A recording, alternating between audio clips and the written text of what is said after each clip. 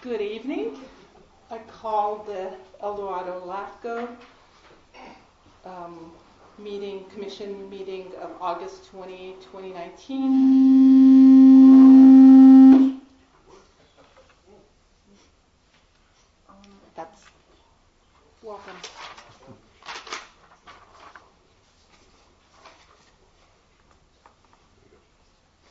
At 6 p.m. to order. And if you can please stand and join me in the pledge. I pledge allegiance to the flag of the United States of America and to the republic for which it stands, one nation, under God, indivisible, with liberty and justice for all. Thank you. Roll call, please. Commissioner Freeman, Commissioner Bass, Commissioner Morrison, Present. Commissioner Palmer, Here. Commissioner Powell, Commissioner Buchanan, Here. Chair Prenson, Here. Commissioner Anderley, Here. Commissioner Heidel, Commissioner Saunders, Present. Commissioner Taylor. The quorum is present. Great. So before we go to the next agenda item, I just want to let everyone know that this meeting is being recorded. Thanks to Shelley, Supervisor Harlan's assistant. She's helping us tonight to do the recording, and the audio is going to be available after the meeting. So, adoption of the agenda. Move that we approve the agenda for August 28th. Second. All in favor? Aye. Aye. Opposed? Unanimous. Consent calendar. I'll move approval. Second. Great. At this point, any member of the public who has comment on the consent calendar, please come to the podium. I see none. Bring it back to the commission. All in favor? Aye. Aye. So, Anderley abstain. We still have 5 approvals. Public comments, any item that's not on the agenda, please introduce yourself. You have 3 minutes to speak to that item, and we would love to hear from you. And thank you all for being here. See none. Item number 6. Item 6, administer the oath of office. Madam Chair, I recommend that you move this item to the end of the agenda should Commissioner Bass be here. We'll do so.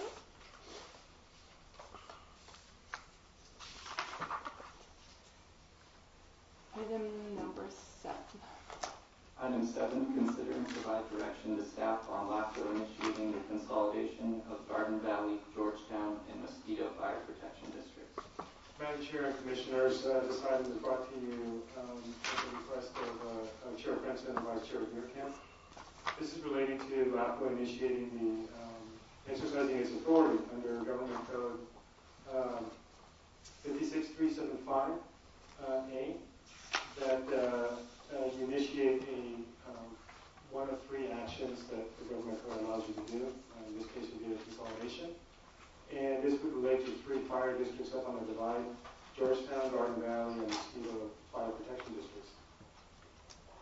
The 3 districts have been involved in consolidation talks on and off for many, many years.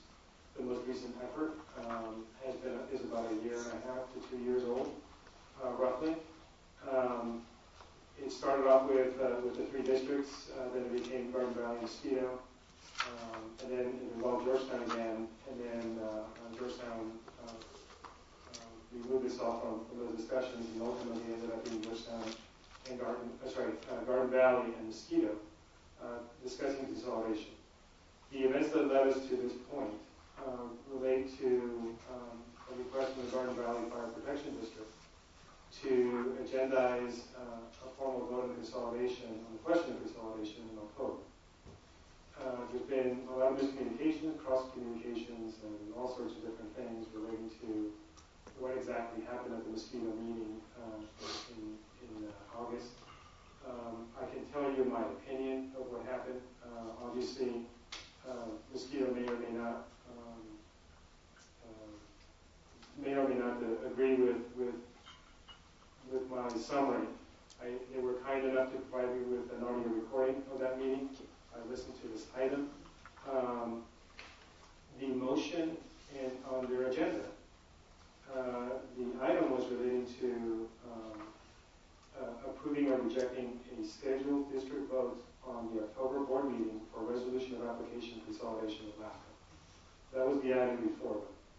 However, this item of discussion, it seems to have gotten confused with the overall issue of whether they should do this or whether they should postpone it, and whether or not they were actually committing to consolidating with the Garden Valley.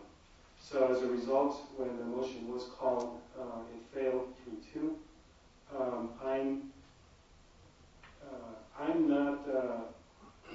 I'm not sure exactly what the no votes were relating to, simply because there were a lot of items that were being discussed within the scope of this motion. So, but the end result is this. The end result is that the motion failed 3-2. The Chair Michael has indicated that she intends to bring the item back in October for question. Based on those set of facts, I wrote an addendum to the staff report in which I indicated that my recommendation is to postpone taking any action until both boards, Garden Valley and Mosquito, actually take a formal vote on that question about the consolidating. I was just informed this afternoon that Garden Valley had a meeting yesterday in which they removed that question from the October agenda and instead are supporting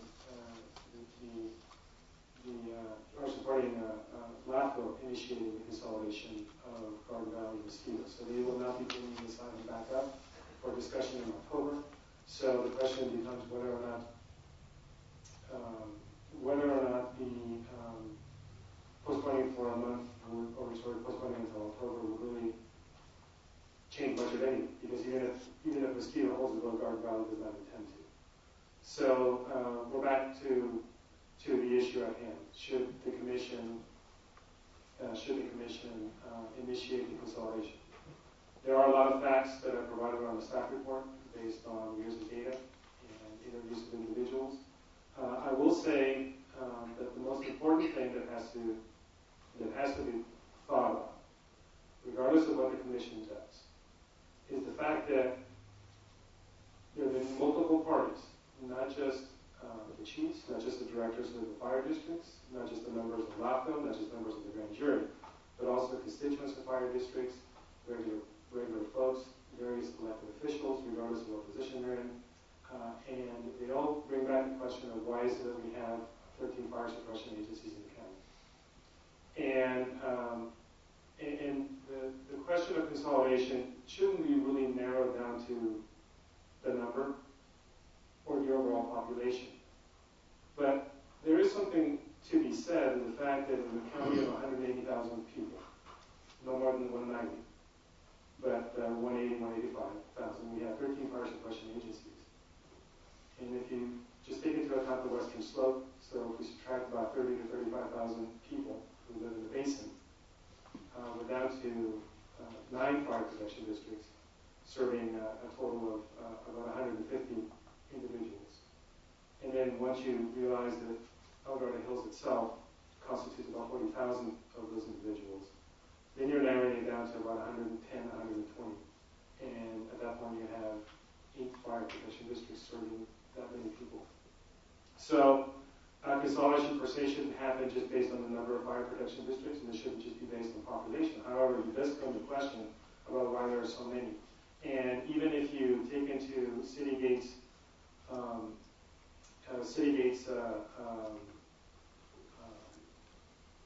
warning that they gave you 9 years ago, that bringing in 2 skeletons is not going to give you a whole body. It does stand to reason, however, that there is a lot of redundancy in the system. And El Dorado County, I believe, suffers from being a victim of its own success. The mutual aid and automatic aid agreements within the district, and the fact that you have a low response rate, meaning that it's somebody responds to an emergency right away, papers over the fact fact that we do have a rate of attack issue. Citygate had found out or has analyzed 9-10 years ago. But it also papers over the fact that maybe resources are not allocated where they should be. Citygate did find that the stations were well placed based on population centers, but we know that not all stations are the staff. We know from the research that the grand jury did last year, half of the stations are not currently staffed. If you had a unified command, would that unified command really look at and place the resources where they're at, given where they're currently at?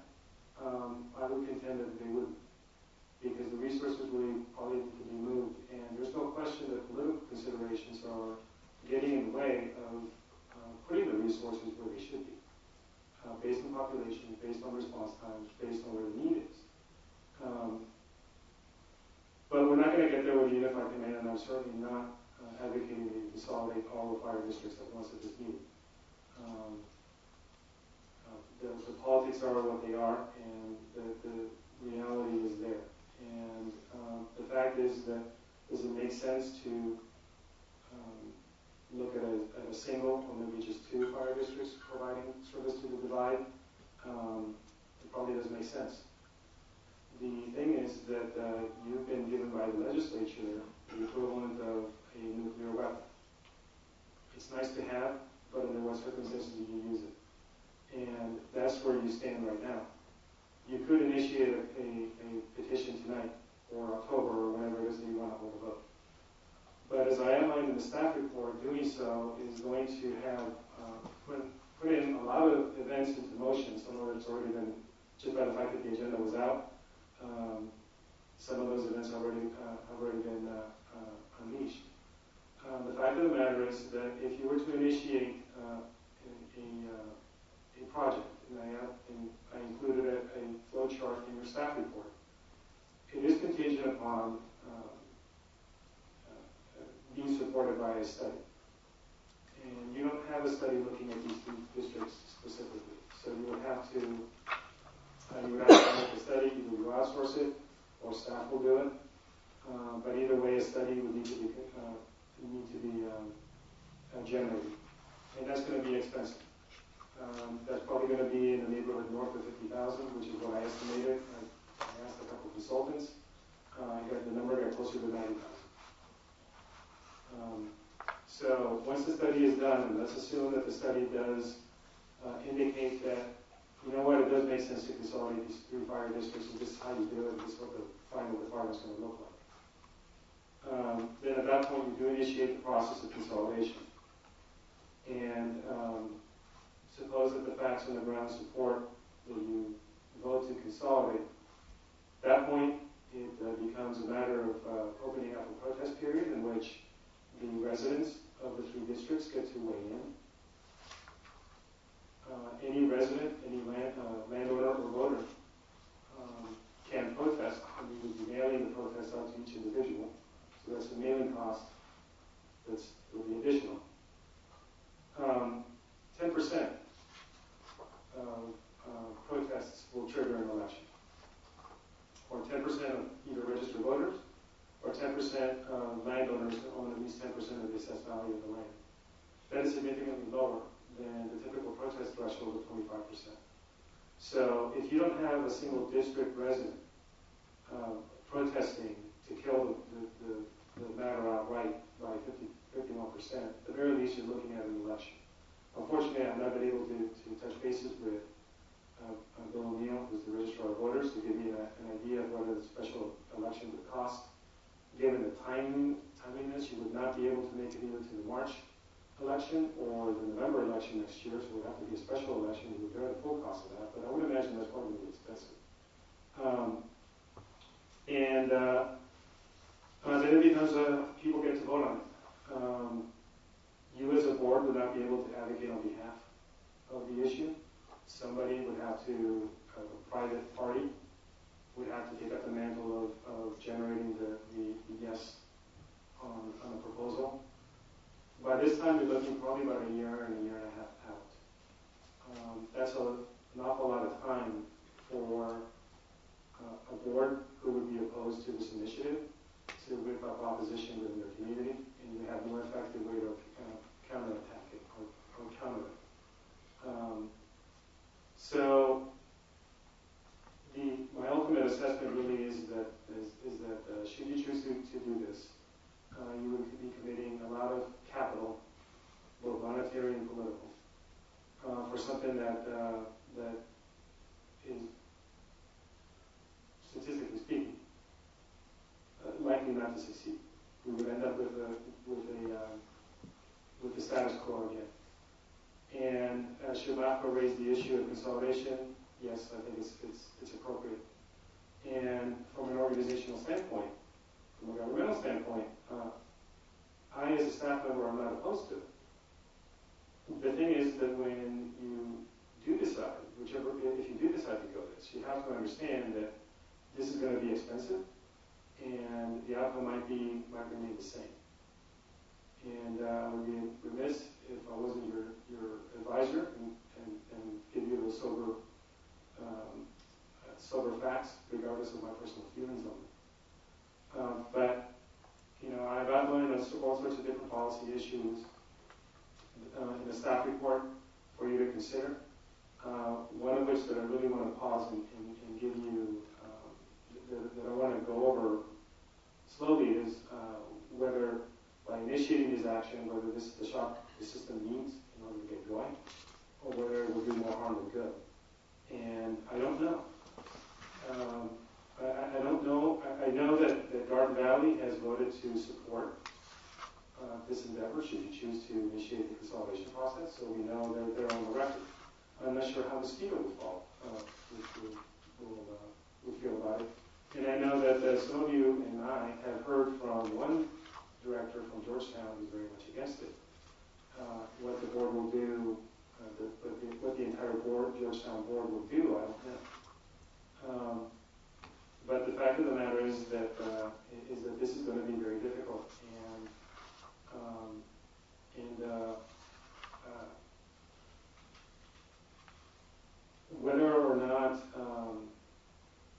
the districts are for it, the fact of the matter is that whomever takes up the mantle of the yes on consolidation should it get to a vote. It's really going to have to go up against not only the wish of any antagonistic board that votes against it, but also the fact that on the divide there are very deep roots. The sense of community is there, and it's historic and it's deeply rooted, and people support their local fire department. Regardless of the fact that whether or not maybe it's the fire department that actually responds to the emergencies around, because we know that the mutual aid numbers tend to be skewed, and regardless of whether or not this fiscally makes sense. It's just that people don't really understand what the issues are. Their automatic response is no. And so this is going to be a difficult choice for you, because you know what your mandate is based on LAFCO law. And it will be a difficult choice for you given the fact that the facts on the ground is, and I think if you look at the numbers objectively, a divide fire protection district may make sense. There's certainly a lot of things that a proposal to do this would lend support that maybe a single fire department or two, because county fires is also services divide, may end up being the most logical thing to do. But unfortunately, with this type of question, it's not just logic that prevails. Sometimes it's a lot of emotion, and ultimately, until we hear from the districts and how this would be received, we really don't know what you're getting into until you get into it.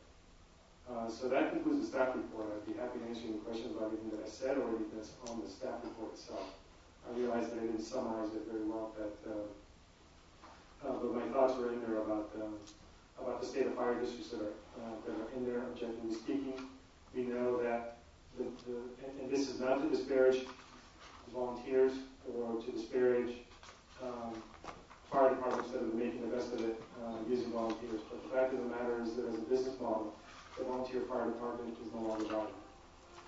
And this is for demographic reasons. There's not many people who work in the community in which they live.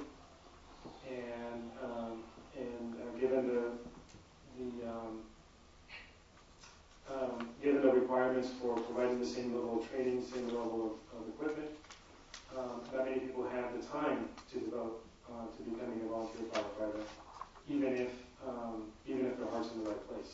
So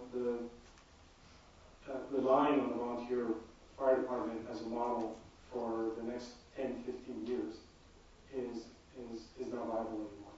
And as a result, there's also all sorts of different issues that will have to be studied and will have to be resolved. But the fire districts as they are right now, my honest opinion, my professional opinion is that we have to transition Dorado County to a different type of model. And that may mean moving beyond a community-based fire department in order to make it more effective. Thank you, Jose. Questions, comments from the commission? Andrew? I have a question about sort of the whole picture. You referred in the report to a general plan, and when I looked at the general plan, it was limited to saying that the fire district should comment on new development. They can't be served if they have responsibility to recommend it not be built. But you would think that there would be a general plan for this county, and then each fire district, rather than thinking of them as all individual entities, how do they fit into the big picture? I mean, do we look at one, everybody wants the same salary and the same benefits and the same response requirements? I mean, and then set, a bigger goal and see how we're going to get to it is with putting these things together work. My second comment is I think it's important to have an independent entity to work with the fire departments because, I mean, part of their position is to preserve what they have, every bit of it, and not, change some of these benefits or change anybody's salary or get everybody nervous. I mean, they're looking at today and their retirement benefits and their salaries and their equipment, but we should be looking at 20, 30 years ahead. We're not looking at just today. So, in my opinion, it's a bigger question than just what these fellows here want, and I respect you totally in all that you need for your communities, but I think the long-range picture says an independent body like LAFCO should be doing this because it's so difficult to say, you have two fire chiefs and I don't know what their expertise is in this. It's not a simple thing. And, I see how it goes. Well, we'll put some people over here and we'll put some people over here, but does that fit in with the long-range goal? And is it really independently thought out? So those are my comments. Thank you. Comments, questions for Jose? No? Well, Go for it. I will. So, obviously, I think most of you know my career has been in the fire service. And in the late 80s,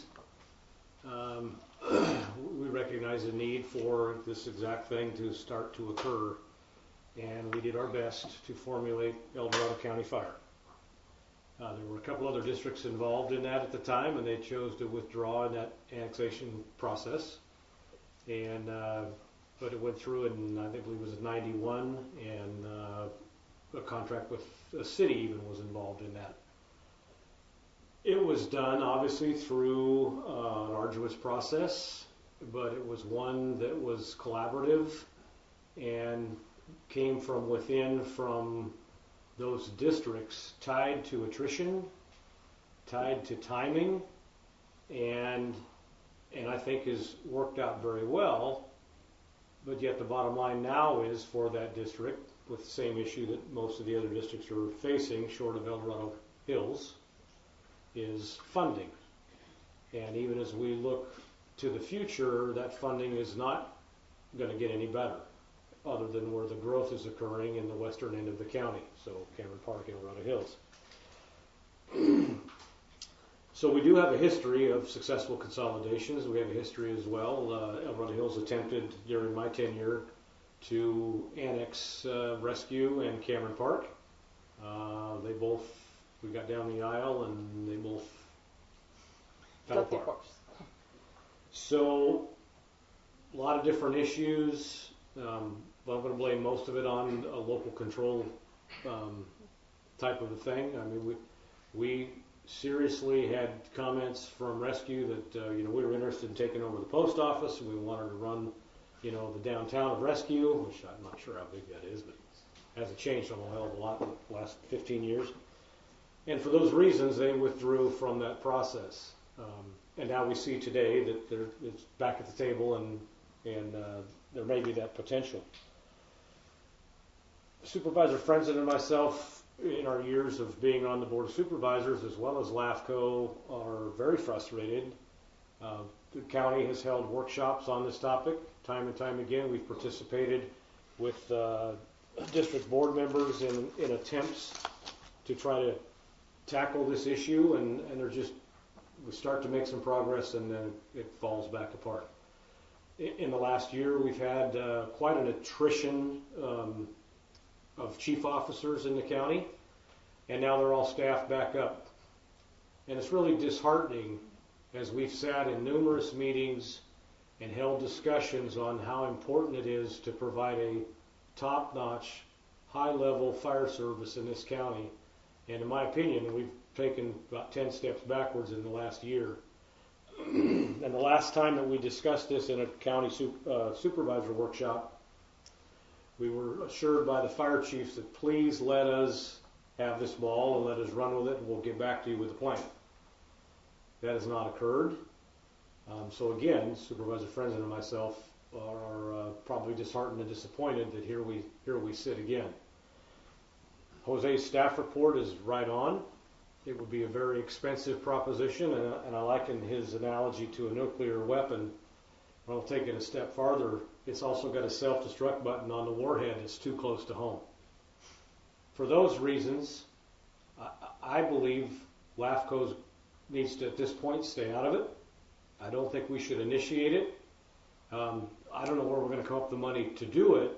And once we face a protest, which I know we will, given at least the 3 districts, and if we went a little bit farther and said, hey, we want all the districts, we're going to face protests, because unless it's delivered in a manner that most of them are supporting and most of the unions are supporting, it's not going to happen.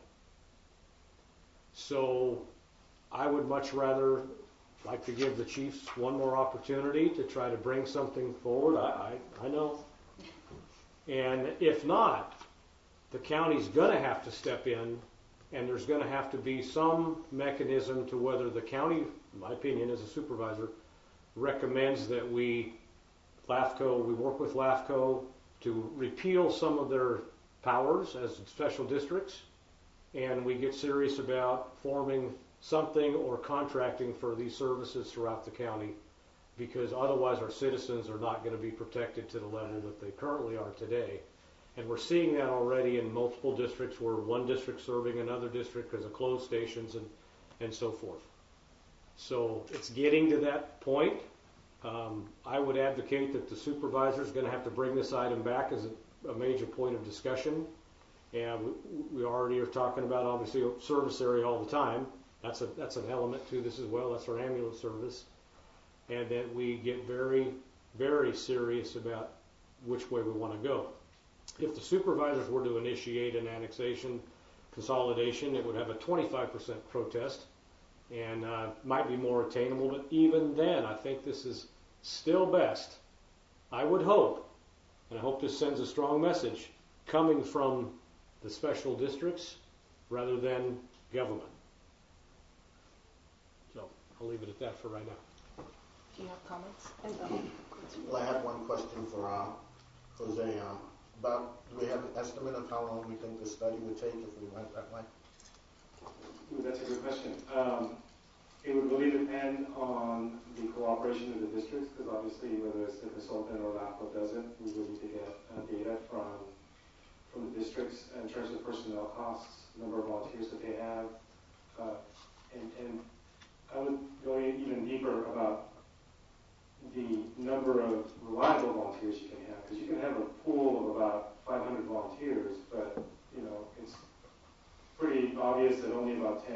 show up, that you can schedule them on a regular basis for a shift.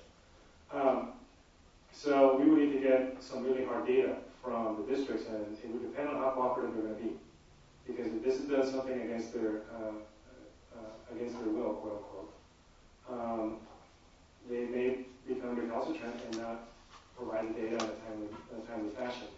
I think realistically, if everything goes well, we could probably have a report in about 3 months, because we would contract out for, not including the RFP circulation process, the selection. Once we select a consultant, probably about 3 months would be a feasible time for them to be able to generate something that you can act upon. But again, that would really depend on the cooperation of the districts. We have some data that we know is out there that we can pull. Obviously, response times, call volume, that sort of thing that comes out of Camino, and CAL FIRE is a very cooperative partner.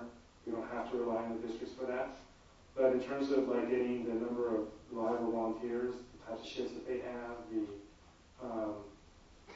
budget numbers, we probably get that from the auditor controller, so that might be readily available. But there are some things that, even a tour of the fire station just to see, what the capital improvement needs are. That requires district cooperation, and district can make life difficult if they wanted to. Do you mind if I ask a follow-up question and then come to you? Because 3 months if we contract out, what if we do it in-house? If we do it in-house, basically I have to put everything else that I'm currently doing on hold. How long is it going to take? If I were to do it, about 4 months, because there is a little learning curve that I need. I know a lot about fire service, but I won't get to the minutiae. You're good. So you talked about cooperation, and we got to get the data. We do MSRs for our special districts every 5 to 8 years. The purpose of MSR is to make sure that they're working efficiently, effectively. It has all their budget numbers, all the data that you can base on that say whether 2 districts or 3 districts need to consolidate or annex. So if we have done MSRs and we do MSRs, why is it so difficult, whether they cooperate or not, to get this report together? Well, okay, so the last MSR that was done in the fire district, it was 2011. And that was with their cooperation.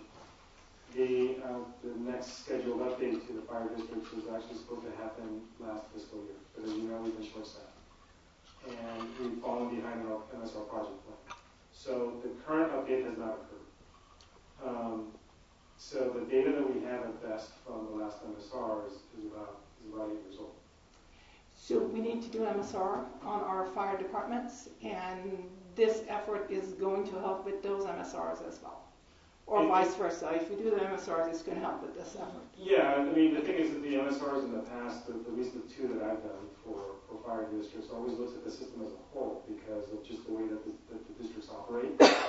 So that MSR takes longer simply because we're looking at all fire districts at that point, not just a select few.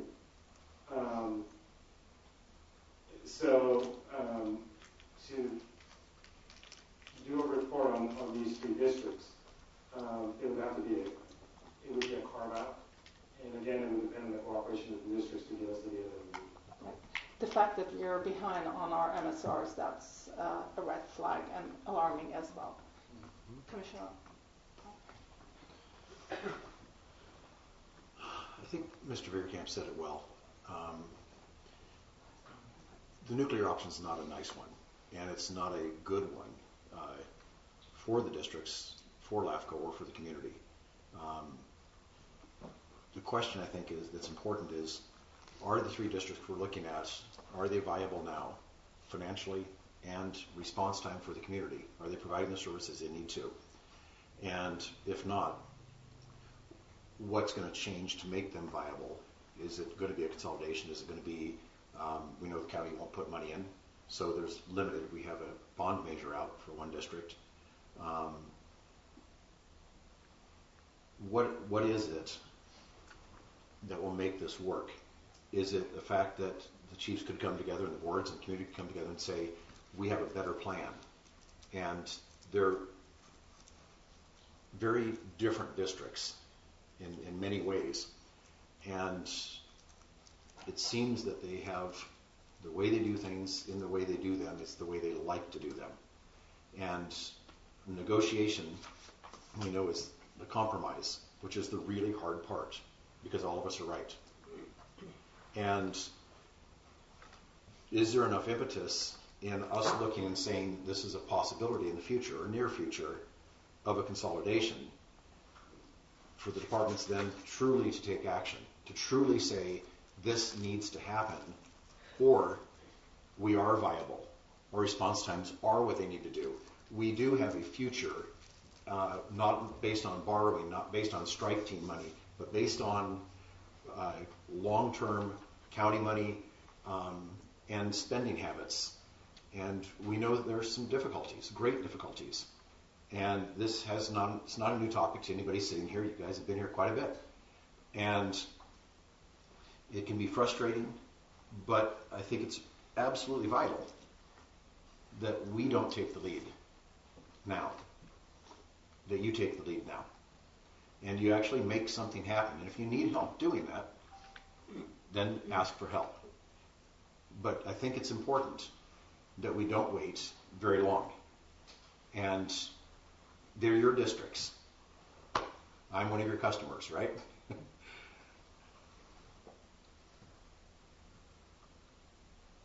I think the nuclear is a good way of putting it because it destroys a tremendous amount that is good for districts, that is not simply based on the efficiency of a district, but how the community supports the district and how the community works with the district to make that district better.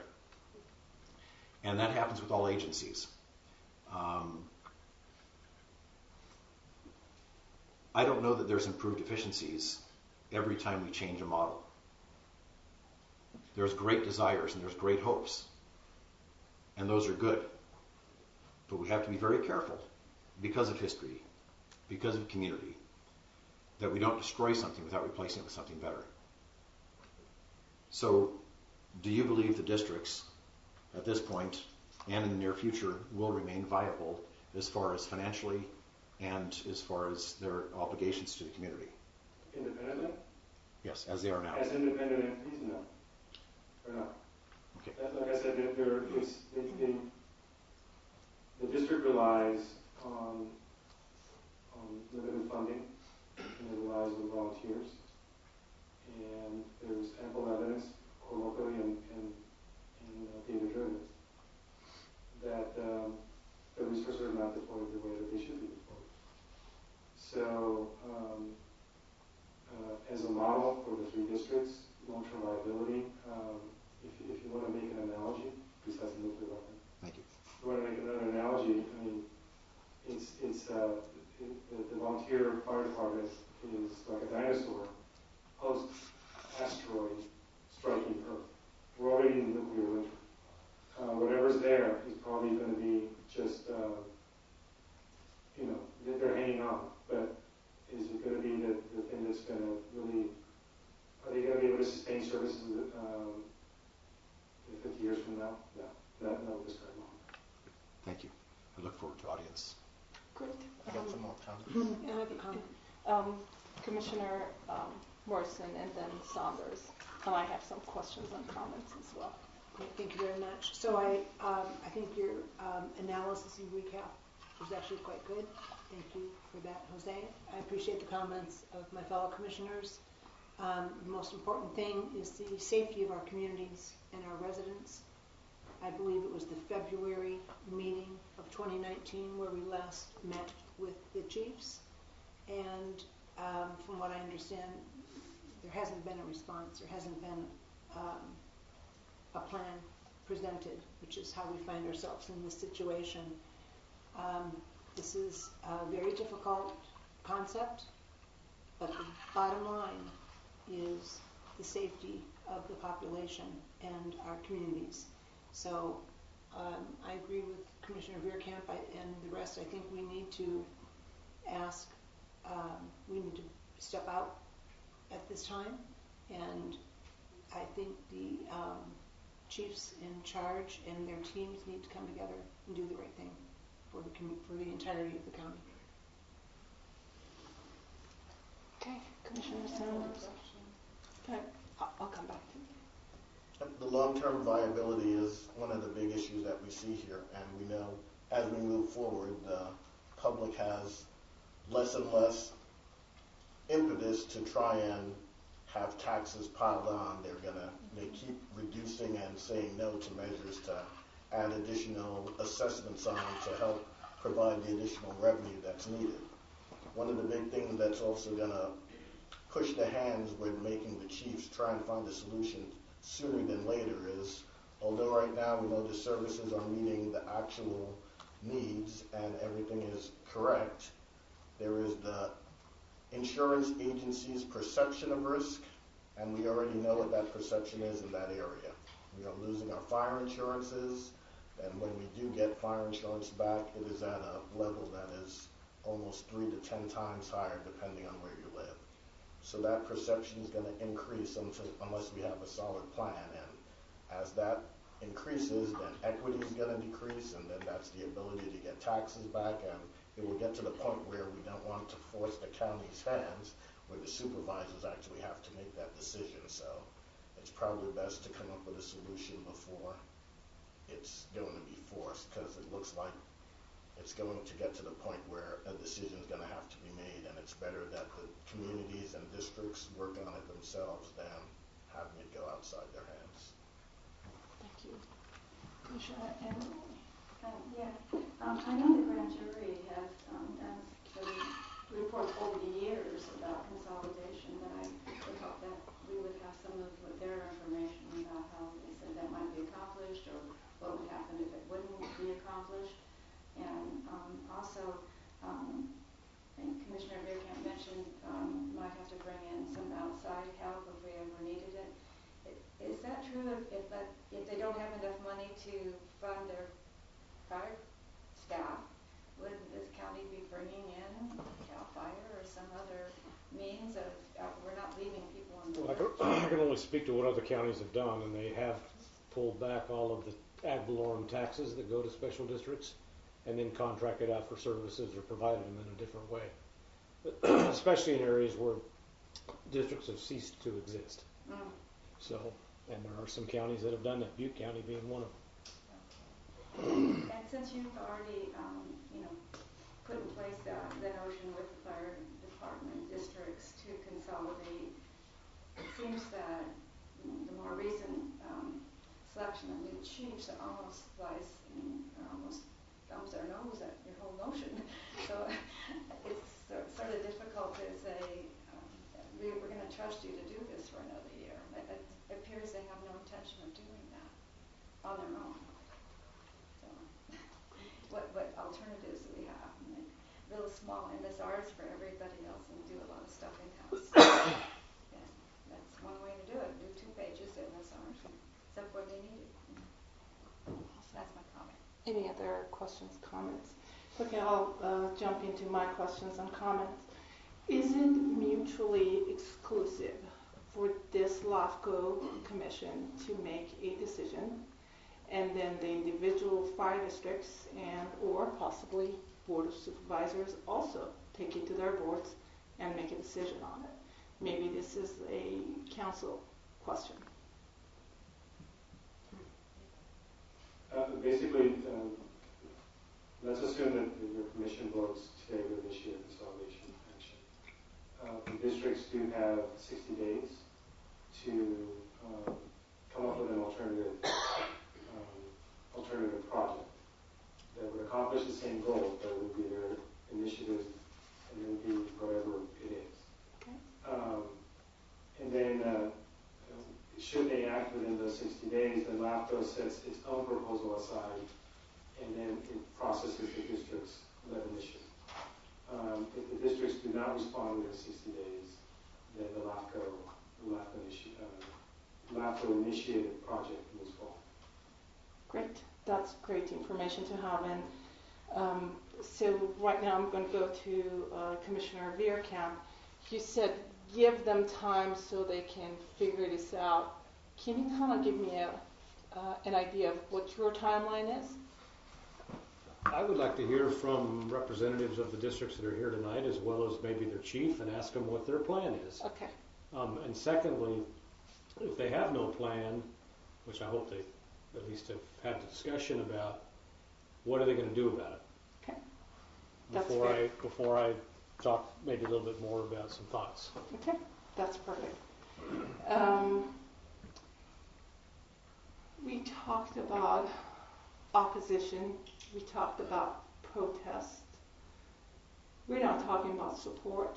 How do you know that the communities, with all the insurance issues that we're running into, the paradise that happened, additional taxes that are being imposed on them, how do you know that the communities are not going to jump behind us and completely support it? I don't. Okay, good. That's all I need. Well, I just want to follow up. I don't know either. So. Well, no. What I was going to say is that the fact that, ultimately in the time of an emergency, people don't care what PAC responds to their emergency as long as somebody's there to help. Thank you. And I do appreciate the comment from. Unfortunately, I forgot the gentleman's name, but he's a director for Rescue PD. And when they were debating the issue of putting a letter of intent to Dorado Hills Fire about moving forward with the consolidation talks, I do appreciate his comment that, community identity because of demographic changes, because of people moving out, folks moving in, or different people moving in, they're not the same as they were. That he said that about 30 years ago, there was a strong sense of community, strong sense of support for the fire department, and that he doesn't see nowadays. That if the fire department throws a party, then they'll show up. But if you ask them, hey, could you throw a party on our behalf, they don't. And so certainly as deep-seated as the community ties go, there is something to be said that it's been waning. So maybe people care more now about effective and efficient fire services than they do what patch that the firefighters wear. Let's take the I don't and leave it there for now, because there are disagreements I see from the audience. Sure. So timeline, whether it's initiated by LAFCO versus the fire districts themselves, is there any difference? Because you said it's going to be about a year and a half before this can all be done. Is there a difference? The difference is that basically the study provides two things for LAFCO. Number one, it looks at the study and it satisfies the requirements under the law. But in addition, provides you with basically the roadmap of what the service plan is going to be for this new future district. If the districts provided their own plan, they would have to devise a service plan. They don't have to do their own study, but they would have to devise a service plan. So the difference in time, theoretically, it should be shorter if it's a district-led initiative, because supposedly they will be crafting. How much shorter? How much shorter? Yes. At the very least, they're bypassing the 3 months plus to get the study done. Okay. So about a year versus a year and a half? Correct. Okay, 6 months. Thank you. That's good information to have. So now my comments. First of all, Commissioner Anderley, thank you for your comments. Thank you for looking at LAFCO as that vision and 20, 30, 50 years down the road and what we need to do. We sit here, we do MSRs. I am on Cal LAFCO. I do not have an example of an MSR that is forcing or encouraging a consolidation and annexation. So what is the purpose of LAFCOs? Why are we here? And when I started in 2010 Citygate study, brought up all these issues with fire and our fire districts. It's 2019. It's actually end of 2019, pretty soon, in a few months, and we're still sitting here talking about this. Grand jury report. Thanks to you guys for doing that report. Thanks for going through the trouble of talking to the individuals who are familiar with fire, reaching out to the communities and getting feedback from them.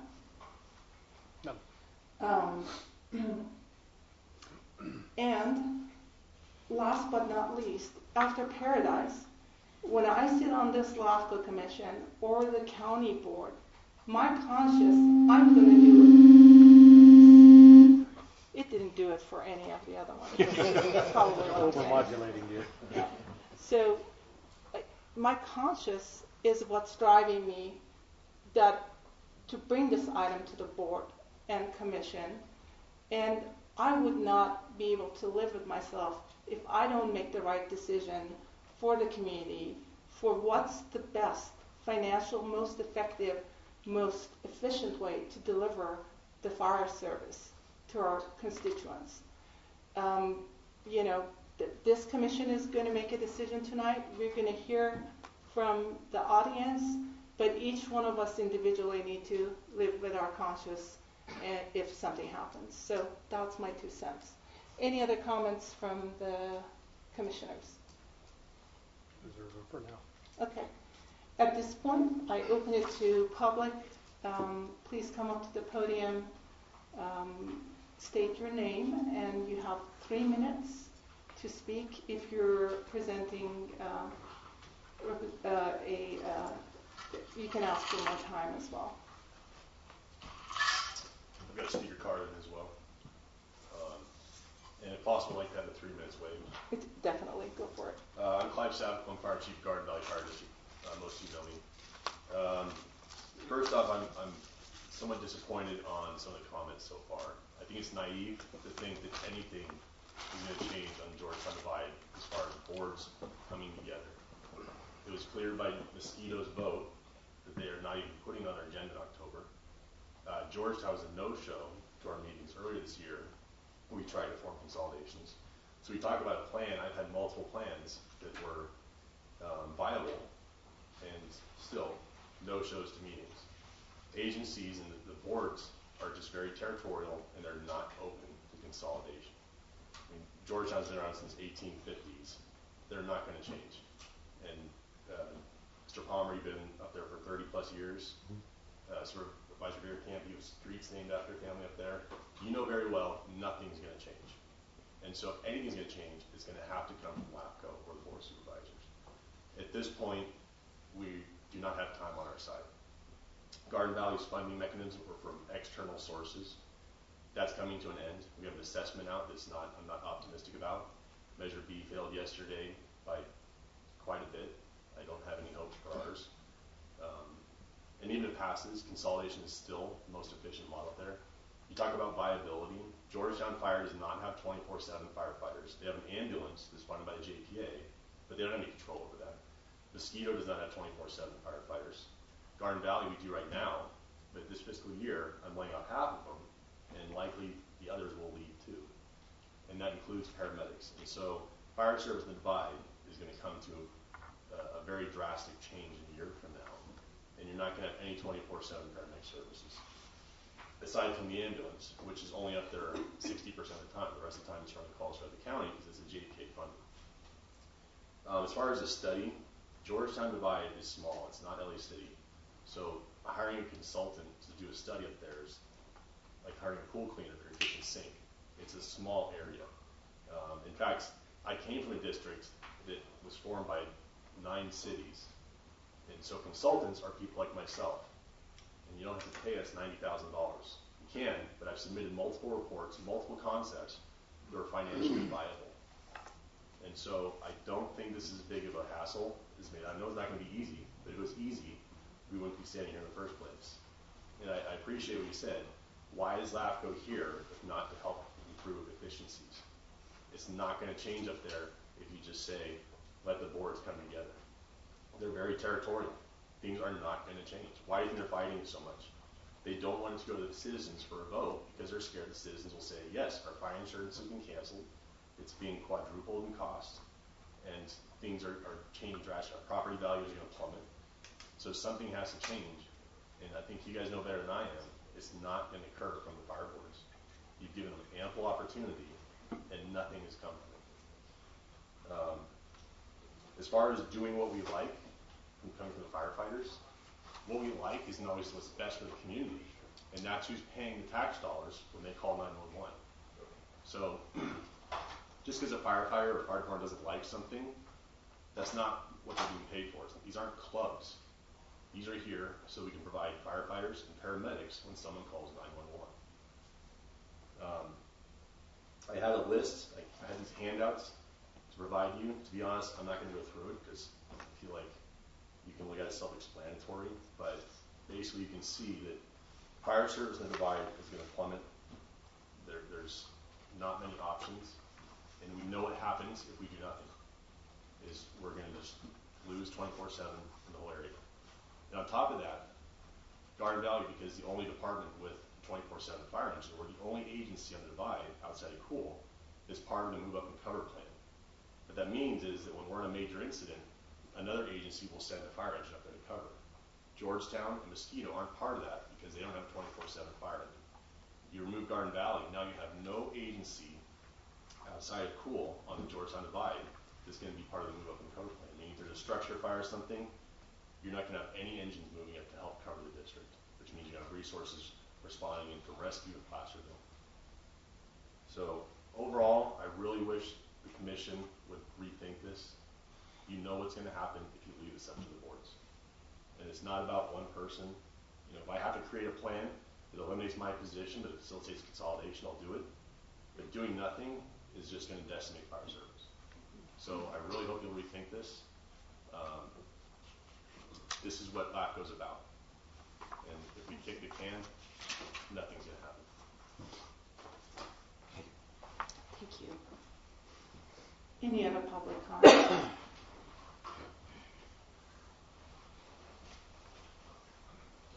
Good evening, Commissioners. Maurice Johnson, Fire Chief, El Dorado Hills and Rescue Fire Department. This is not a new conversation. We've talked about this a lot. There were, however, some comments that were made throughout this meeting, and I really do want to address those. Yes, we all did get together with county officials as well as the fire chiefs and a few of our board members, and we talked about how we could start that conversation about fire service sustainability in El Dorado County. And so I think the general feel that I get from your comments is that nothing at all has occurred since that time. That's not the case. So really the question to you is, do you know the conversations that are going on, the actions that are being taken right now that just haven't been made public because we're trying to work and have those conversations? Does anybody know the conversations that are going on? Between you and rescue, or? Well, just in general. It's not just after the comments, we're going to address it. Okay. So, and that's just my point. And so El Dorado Hills, we are talking with rescue, both as Jose, and Jose's been great to work with in helping guide us through that process. He's great with information that we need so that we're doing this the right way. But those conversations are being had. Coming from a larger area where there were 26 fire districts in the county, 26, that is now down to 13, but that didn't happen overnight. That happened over decades. Some of that was because some of those departments ultimately failed, and the other departments rallied around and they were able to absorb them into that organization, of their new organization. But to force county-wide consolidation, I think that's not a good idea. So the agencies I think we need to be doing is focusing on the ones that are having those financial issues. We need to continue to talk to the organizations that are having the conversations. And really what's in the back of my head is, you know, we look at organizations that have made that move and annexed others, and then we're still talking with the county with respect to funding and maintaining the funding that we agreed to. So that adds another element that we now have to fight against, because you now have memberships and boards and communities that looked at agreements that were made but are now questioned at the county supervisory level.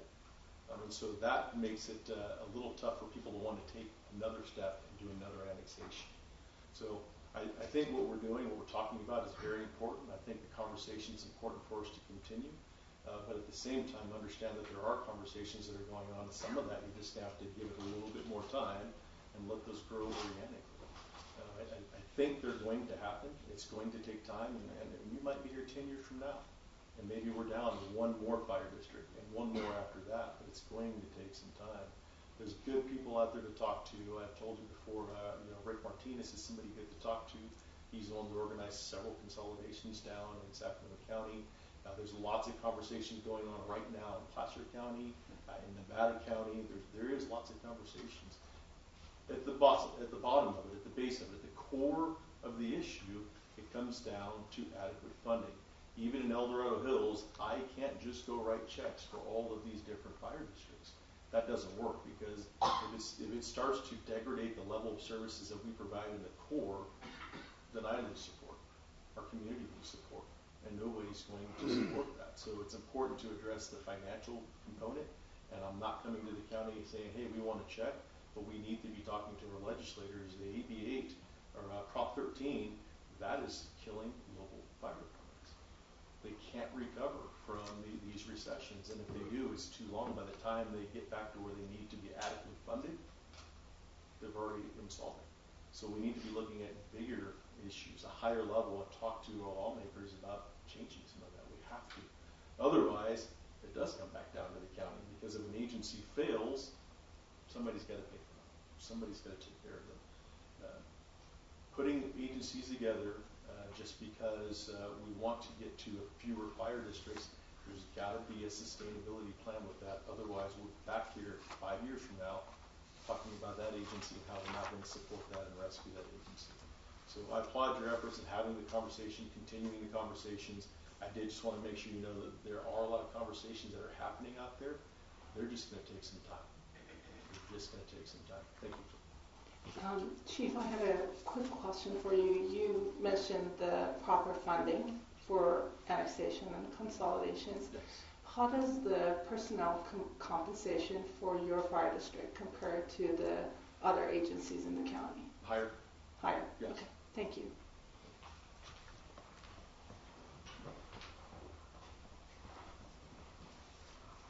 Good evening. My name is Wes Norman. I'm here on behalf of the Garden Valley Professional Firefighters Local 4691. A couple of you have mentioned that you wanted to hear from the labor group, so here we are. In front of you, you have a letter from our organization, and I'll just read that to you. This has been brought to our attention that LAFCO may be considering the opening of consolidation between Garden Valley Fire Protection District, Mosquito Fire Protection District, and the Georgetown Fire Protection District. There's no secret that fiscal challenges are inhibiting our ability to keep up with increasing call volumes, required trainings, and equipment maintenance.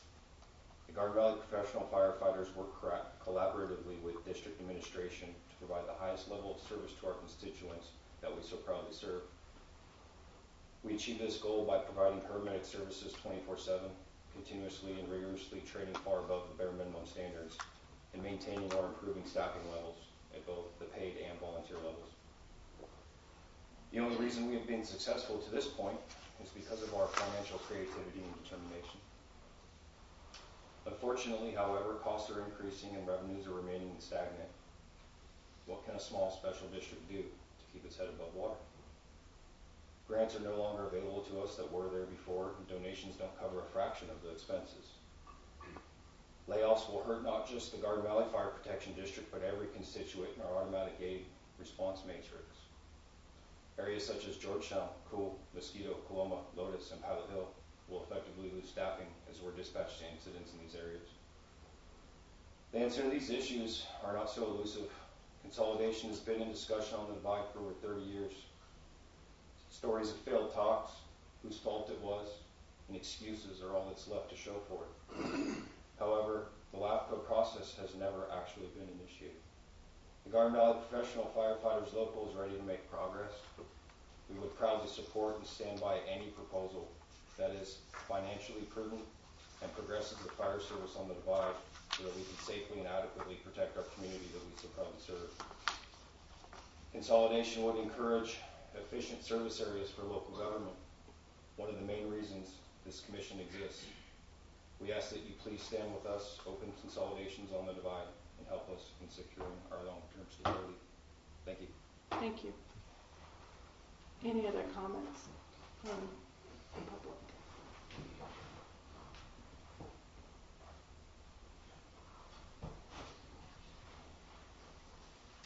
Barbara Micah, President, Director of Mosquito Fire. I came to Mosquito Fire after my retirement with no knowledge of fire fighting fire district activities, etc. Came from a business environment into a governmental environment, which was a dramatic change. However, I committed myself to work with the consolidation efforts with our Chief Dwyer and with the board and the staff at Garden Valley, because I believe that ultimately the cooperation among the districts is what's required, is what's needed. We have the ability to do certain things. As a small district, we need the support and the training efforts of the other districts. However, I don't know if we can bring the process to the community in a logical fashion without the support of an outside agency. I have always said that we will not know whether consolidation works until we go through the process. We can't get to the process until the boards either agree to go through that process. The MSRs are an excellent study. I was horrified to see that they were that old. I read the city gate the first time I hit the door, and then I look at the MSRs and they're 10 years old. And they don't help anybody when they're that old in assessing what you need from your community. So I encourage LAFCO to lend support to beginning a process that none of us knows will actually ultimately bear fruit, because we may go down the LAFCO consolidation door and we decide that really isn't going to work for these districts. They're too poor, they're too ill-equipped, they have too many capital needs in terms of going forward. But until that process starts and until we get involved in it, nobody's going to have an answer. So I'm looking to have support for that process beginning. Thank you. Thank you. Appreciate your comments. Any other public comment?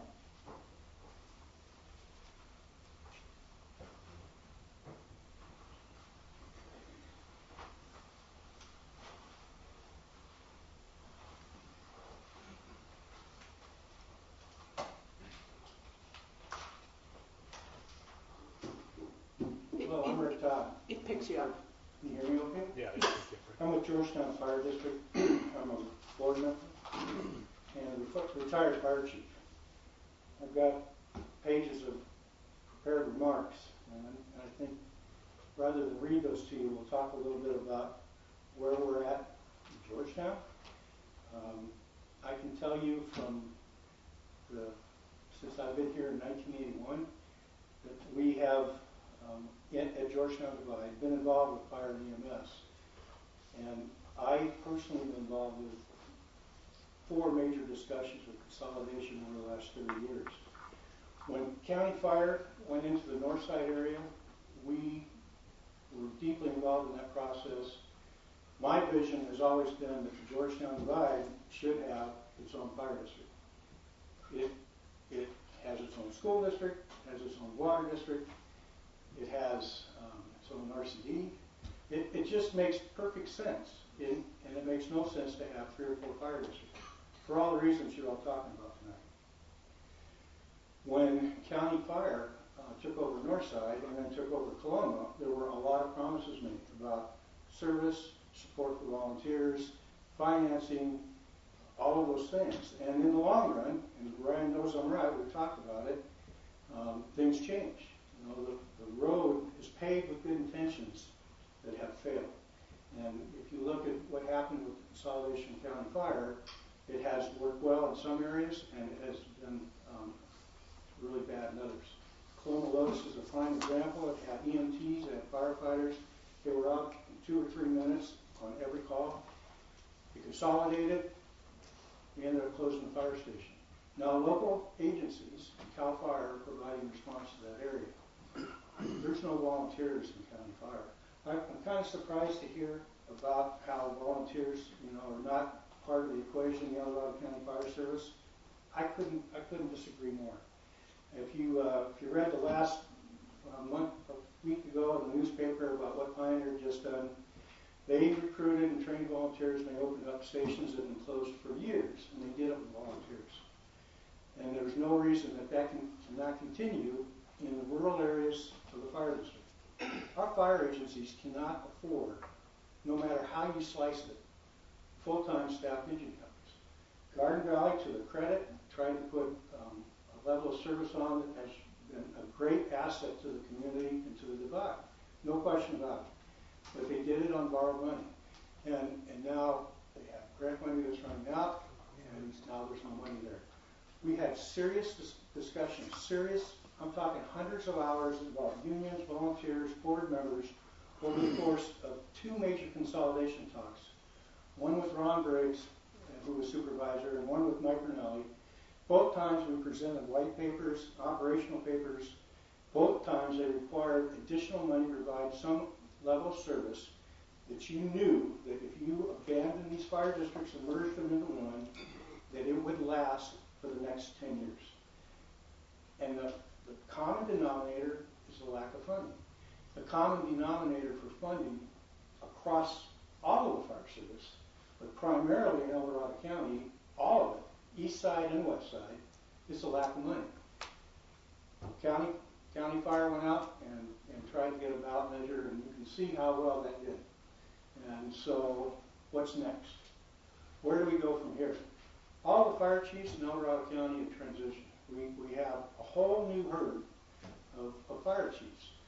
That creates a new learning curve. It brings new ideas to the table, and it brings opportunities to look at things differently. I believe that the Citygate paper, that $100,000 outside professional consultant that the taxpayers paid for, that was read and occasionally comes off the shelf, is still valid.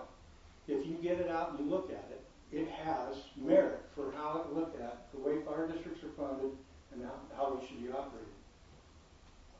I don't understand why Georgetown is being dragged to the table to being forced into some sort of consolidation when we have in fact been a participant and a player in consolidation talks for decades.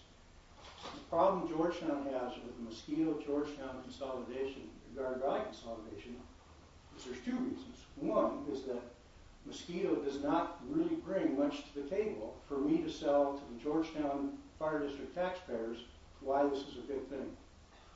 Secondly, the MSRs are clearly out of date. And if you consider the fact that Mosquito is going to have a new bridge between Swansboro and Placerville in about 3 or 4 years, it's 45 minutes for us to get from Rock Creek Road on out to Swansboro. It'll be 7 or 8 minutes to go from Placerville to Swansboro. So why should the taxpayers be on the hook for a place that you can't get to? And I don't mean that disrespectfully at all. I'm just talking about the realities of how we sell this to our constituents and how we come up with a plan that works. If I were king, and I were in your shoes, I would be as frustrated as you all are. You have to understand there's been a transition of chiefs. We lost a chief. We looked at a Schedule A agreement. Our volunteers actually support the Schedule A agreement. We looked at consolidation. We think, and I'm not speaking for the whole board, but I am a board member, that there's a better way to do this and that you're part of the solution. And that is to bring the fire agencies, all of them, back to the table. If we're so worried about what's going to happen on the divide, why is County Fire not part of this? Why are we not talking about Colonial Otis? And why are we not talking about the annexation of Northside Fire into a divide solution? And if you're going to force fire districts into a consolidation, which I don't think is the way to go, I think you go a lot farther with a teaspoon of sugar than you do with a cup of sand. That you talk about the savings of duplication and redundancy, economies of scale. Why are we talking about Highway 50? You've got 6 fire agencies, 6 fire chiefs, 6 assistant chiefs, God knows how many division chiefs and battalion chiefs, secretaries, administrative assistants, all up and down Highway 50. Why is LAFCO not focused on that? Especially when you consider the fact that the fire agencies, particularly County Fire, has looming financial issues, as we all And so why don't we come up with a game plan? And the chiefs are the ones that should be doing this, or all of us. That we look at how it best works, a Highway 50 solution and a North County solution, where you have high reliance of paid professional firefighters and corps. Why? Because you can afford them. And a high reliance of some paid and a high support for volunteer firefighters in the North County, because that's what people can afford and that's what they're willing to pay for. And to force us into that, or say there's no need for volunteers, there's no need for doing that, there's no plan. And then you have simply created a nuclear holocaust. I would say that the fact that North LAFCO is even talking about it is the right thing to be doing. And I would say that to force us into a consolidation is the wrong way to go about it. So my take on this is that we are open to it, we endorse it, but we endorse it in a fashion that there's consensus from all stakeholders. That includes the firefighters, community, and our volunteers. And that it has the financial basis to be successful. Bringing Northside into a divide solution makes sense. Why aren't they here? So I think I've made my point about how Georgetown, or I should say myself and Georgetown, unfortunately our board didn't get a chance really to have this discussion. No fault of LAFCO. Staff, it was our fault. We transitioned the chief and we transitioned an email address and we never got it. So we heard about it on the streets, and that's how we heard about it in the last week. So our board really has not had the opportunity to talk about this particular issue. Great. I have a question. Yes, ma'am. You talked about the fact that Georgetown is financially stable. Have you ever participated in the aid to fire in the past when the county? Did you ever benefit from that? Absolutely. I was part of those discussions when they first started. And what was the subsidy from the county? You know, I cannot give you an exact number. I'm going to say it was around $150,000 to $200,000. And what has changed since I believe that stopped in a few years back, about 5-6 years ago? What has changed to make up for that $150,000 to $200,000? What we have done is we have been as lean and as mean as we can. Georgetown certainly had the opportunity to go out for a safer grant and buy some firefighters on a grant. We looked at it, and we chose not to do it for exact reasons that are happening now. That you have them, you incorporate them into your organization, your response plan, and then 3 years from now, you haven't got the money to pay. So my question was very specific. So you have eliminated staff to make up that $150,000 to $200,000, and cost has gone up. So maybe we can have this conversation offline. Well, I'd be glad to do that with you, but I can tell you that Georgetown has a pretty good surplus right now, and our board, in the course of the chief leaving and us going through the process of recruiting a new chief. He starts the 2nd of September. We hired him, and he comes with a pretty nice resume, qualifications. We would like to see him get an opportunity to get his feet wet and get an opportunity to get involved in this process. I think he's going to be a leader in the fire service. I have done some research on your chief as well. We're looking at the same things County Fire is with OPEB issues, actuarial costs. We took our reserves and our fund balance and we divvied it up. We have money set aside for the actuarials. They're huge costs, hundreds of thousands of dollars that we're looking at. We are solid. We can pay those. Perfect. We are buying fire trucks and we are hiring people. That's great. Thank you. And next time that Georgetown comes to the Board of Supervisors for additional funding, we know we have good standing. It's on record. Thank you. Thank you so much. Great. Any other public comment?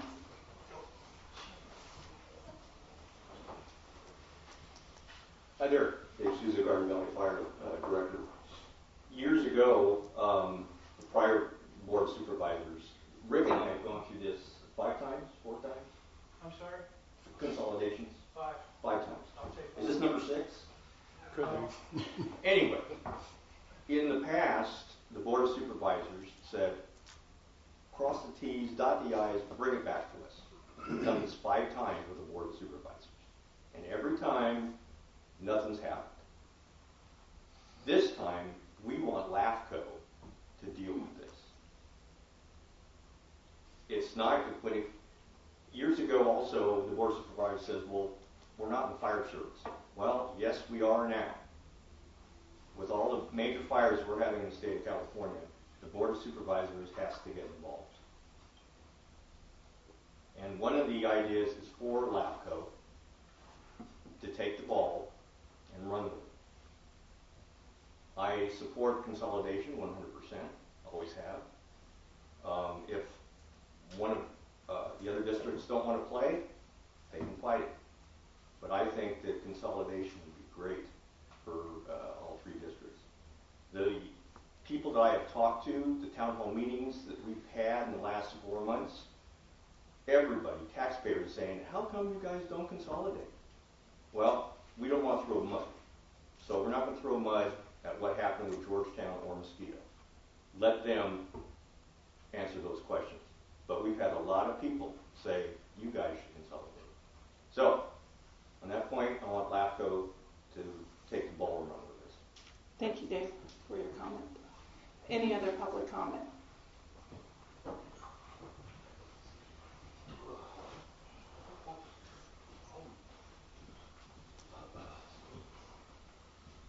Good evening, LAFCO board members. My name is Mike Webb, and I'm a citizen in the Georgetown Fire District, and spent a good portion of my firefighting career as a firefighter in El Dorado County, about 25 years at this point. And I can tell you from the day that I started as a firefighter to today, the fire services are smaller and providing less service than they did 25 years ago, for all of the reasons that you've heard. So I really appreciate your engagement in trying to understand these really complex issues.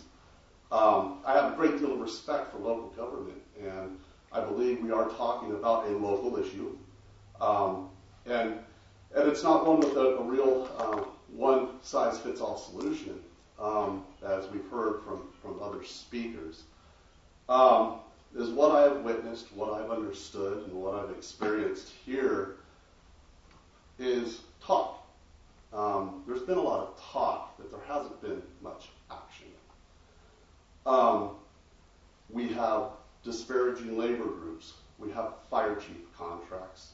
We have, since 1854, tradition and pride and ownership, which is certainly a very valuable tool of the fire service, but it also can be one that does damage.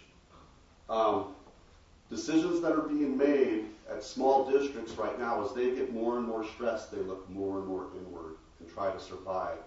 Firefighters and boards are doers or can-do people. We'll patch it together. We'll make it work. We'll find a solution. The downside of that is we enable poor decisions to continue on in perpetuity. So, as a property owner who's recently watched his whole neighborhood lose their insurance, with someone that has experience, I know what is on the threshold of this community in regards to catastrophic wildfire. I understand the usage of our community by external folks, the recreational traffic, the car clubs, the motorcycle clubs, the campers, the jeepers, and all that stuff that comes to El Dorado County through the Georgetown Divide. Who will come when they're not safe? Who will stay when they lose the value of their property or can't insure? There's real stakes here, and we don't have time for talk. And I'm done with talk. I am looking at you. I don't think the nuclear option is, I don't like that. I think that has so much negative. I am in touch with my community. I talk with all these people. We have healthy discussions and honest discussions about the issues. But at the end of the day, the citizens who we serve don't care. They need the service, all right? And we are going to lose tremendous service on the Divide in the very near future. It's not a volunteer issue, and it's not a paid issue. We can't build a paid fire department on an annexation with El Dorado Hills. It's not reality. And we can't build a department on a solely volunteer model. We need a strong vision of professional combination fire department delivery system.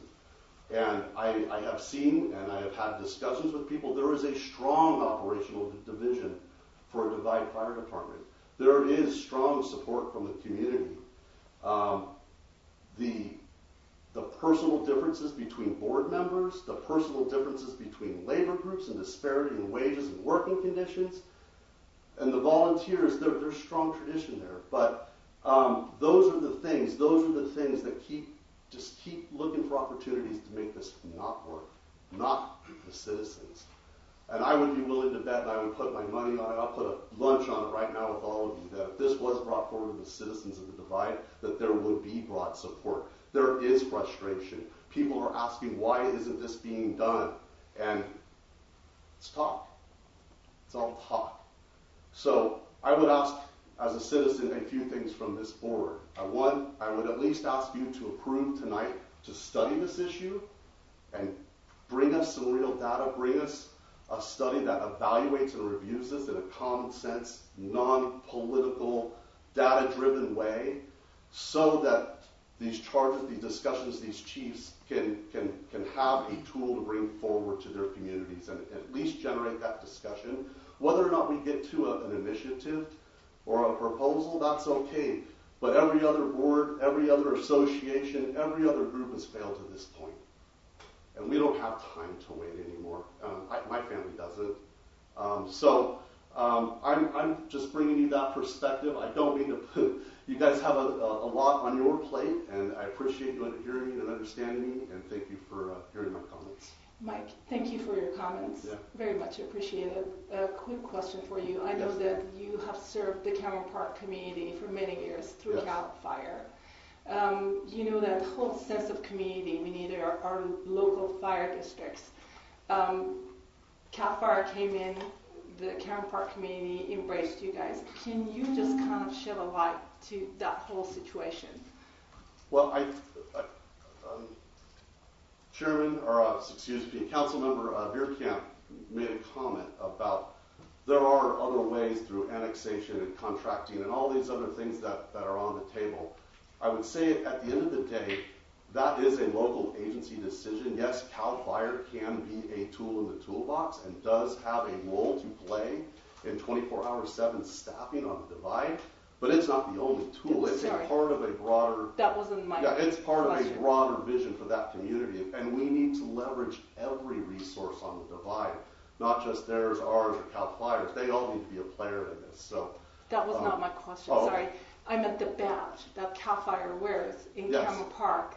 The residents have embraced it. It's like their own local fire department, so they don't care what that badge says. What they care is someone's going to show up when they call 911. That's what I wanted from you. They will be confident, timely, and professional when that time comes. Okay. And they don't care if they're a volunteer or a CAL FIRE or Mosquito Fire District.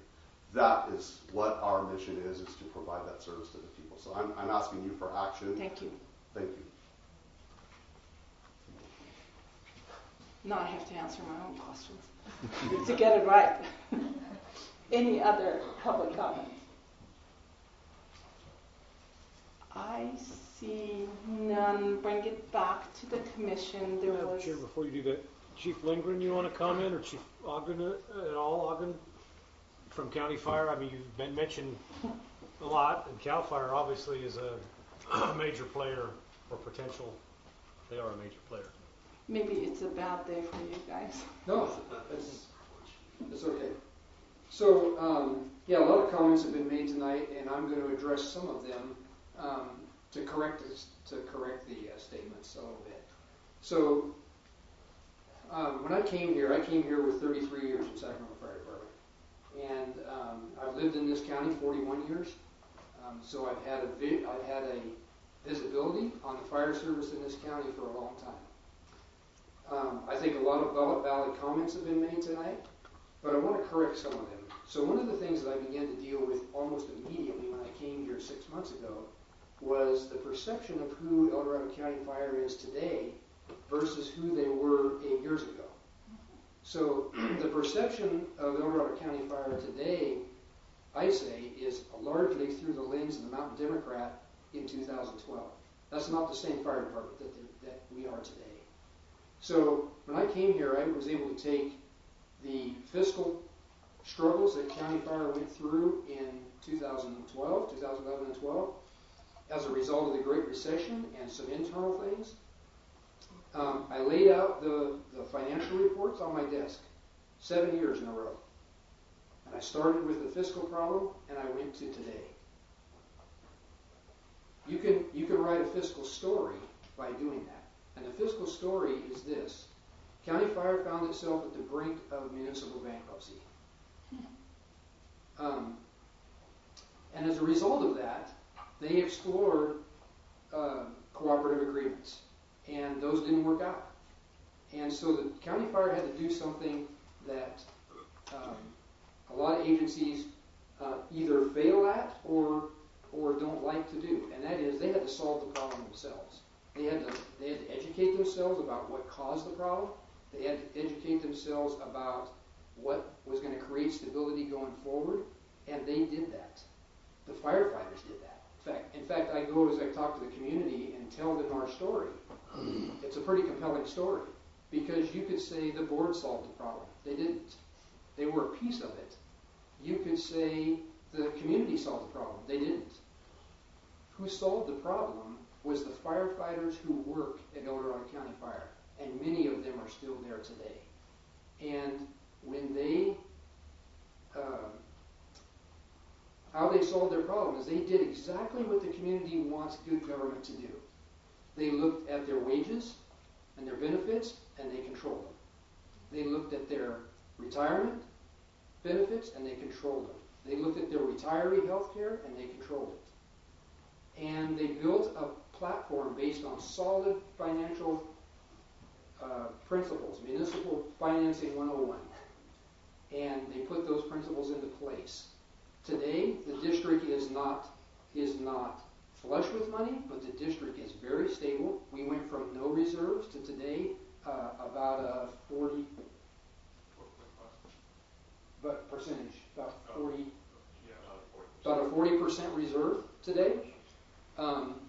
We have created a apparatus capital replacement program. We fund all of our apparatus. We pay cash for them. We bought new apparatus. We're going down the road right now of addressing some of our station infrastructure issues.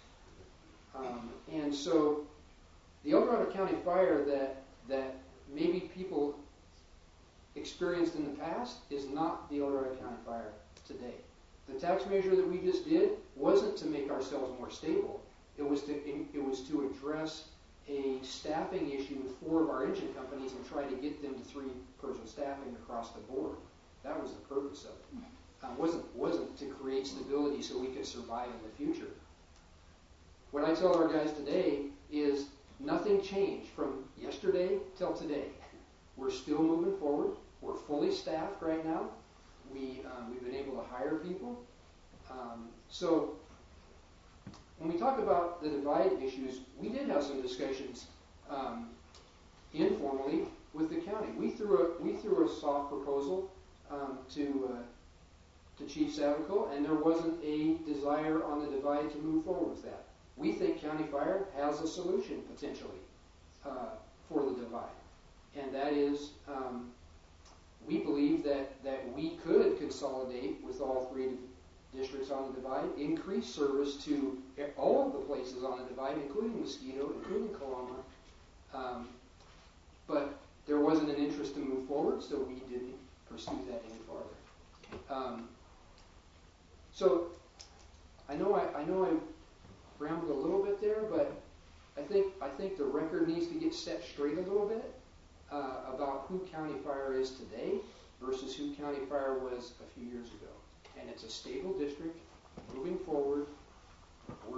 We are having discussions behind the scenes with other agencies, and I think Chief Johnson hit it right on the head. We need to let that process take a little bit of time, but it is moving forward, and I think it'll be positive as we go forward. Thank you. Go ahead. Question. Timeline on that? I'm going to be like Chief Johnson. I'm not going to give you a timeline. What I'm going to say is there's healthy conversations going on behind the scenes right now, and I think as those conversations begin to get fleshed out, I think we're going to see some positive things down the road. To tell you a timeline, that would be irresponsible right now. Well, we're just kind of trying to figure out how to make it happen, right? I mean, you're trying to figure it out. I get that, but I think you got to let us work through the discussions. We're having discussions that probably have never been had in the background right now in this county. So we've challenged our staff to look at 2040 and say, what does fire service look like in the year 2040, and how do we get there? Okay, and so that's going to have to probably have some thresholds attached to that and some strategic planning that builds in that process. But that process has got to work itself out a little bit. Great. Any other questions? Could I ask a general audience question? Let me get through this one. What is your question to general audience? What do you need to move forward? That's all. You can't talk about that. Go ahead, Chief.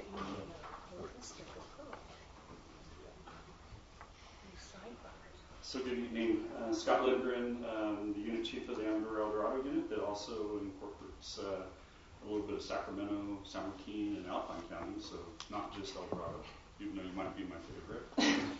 Always. Yeah. So this is a tough one for CAL FIRE because I think as a lot of you know, but not everybody in the public fully understands, CAL FIRE wears multiple hats. And so speaking only for the issue at hand, which is the divide, currently, CAL FIRE has a pretty big presence there with 2 fire stations, Garden Valley and Pilot Hill. We have a lot of state responsibility land that we're responsible under state statute to protect. We can't do that without the help of our cooperative fire departments, all the ones that are in here and some of the ones that aren't. We rely on them very heavily to help us protect our land. So those relationships are key to our success, which is helping protect the public, which you guys are all after. We are generally in favor of consolidations, and I do applaud the LAFCO board and Jose's presentation. It's something that LAFCO is formed for, and some of the things that you need to do. There's been a lot of comments and a lot of emotions in this for many decades has been stated. But it seems like it's the right thing to do, to move people in a direction to consolidate and work together better. We're very fortunate in this county above other counties in that we have a boundary drop with our responses. So our dispatching is all done under contract from CAL FIRE. That would be another hat. But they dispatch the closest, most appropriate resource to the emergency. That system in this county works extremely well. The problem is that you run into the issues where certain districts are servicing areas that are not in their tax base, and that's where some of the conflict comes in. But when it comes down to actually servicing the public, this county works together very well. The districts work together very well. So I wanted to make sure I stated that. So I guess that's the big point for CAL FIRE is we want to see everybody work together. We'd love to see them to come together. We need them to be successful. The community needs them to be successful. We do wear other hats where, as Holly knows, I work for Holly as the Cameron Park Fire Chief and under that contract, and that goes very well. And that's almost a different hat than we wear with the state mission, if you will. So there are options with CAL FIRE. That's not what I'm standing here to do. I don't want to take over the divide or the county or anything like that. I want everybody to work together so that we can service the public the best. I think that you guys have a very hard decision to make and a lot going forward. That's why you're on the LAFCO board, is to make hard decisions. Not everybody's going to like those decisions, but I think that we're moving in the right direction. As Chief Johnson stated very well, there are a lot of discussions going on with cooperative efforts to try to work together better, but then there's political hurdles, as we all know. And it'd be hard to say if any of that comes to fruition. So, thank you for your comment. Any questions? Question, Chief. If the Garden Valley CAL FIRE Station staff, which it is most of the time, I believe now on a year-round basis? Pretty close to year-round, yeah. It rotates with some of our other ones. CAL FIRE staffs 2 engines in in El Dorado County year-round as of now. Depending on the season, whether or not we're staffed year-round or not. But lately, we've been staffed year-round up there quite a bit. And I believe there's a push by the state to increase staffing levels of CAL FIRE stations. There absolutely is, but we need to remember that the purpose of that is not to supplement or run local government's calls.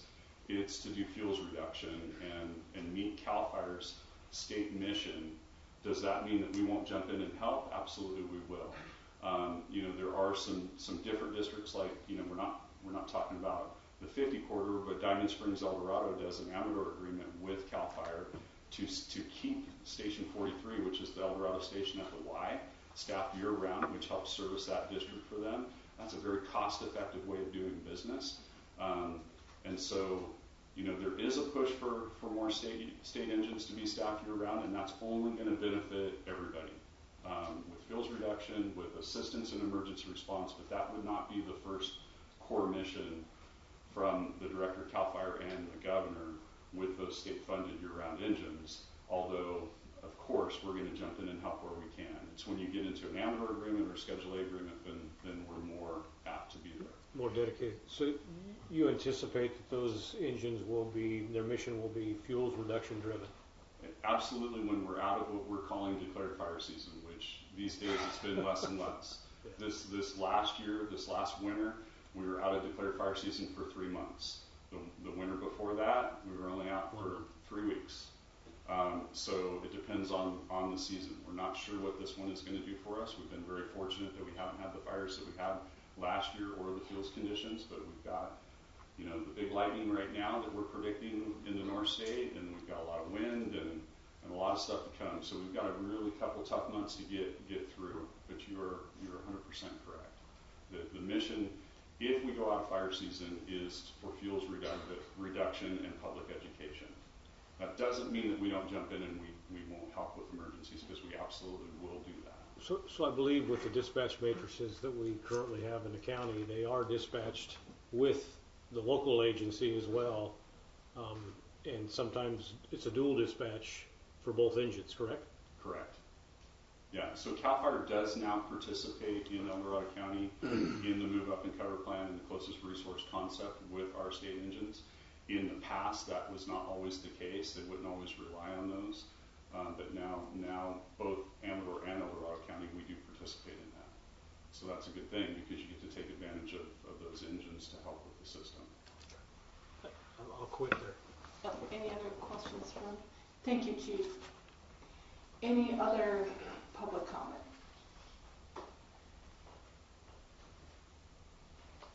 I see none. Bring it back to the commission. There was one question by Mr. Todd.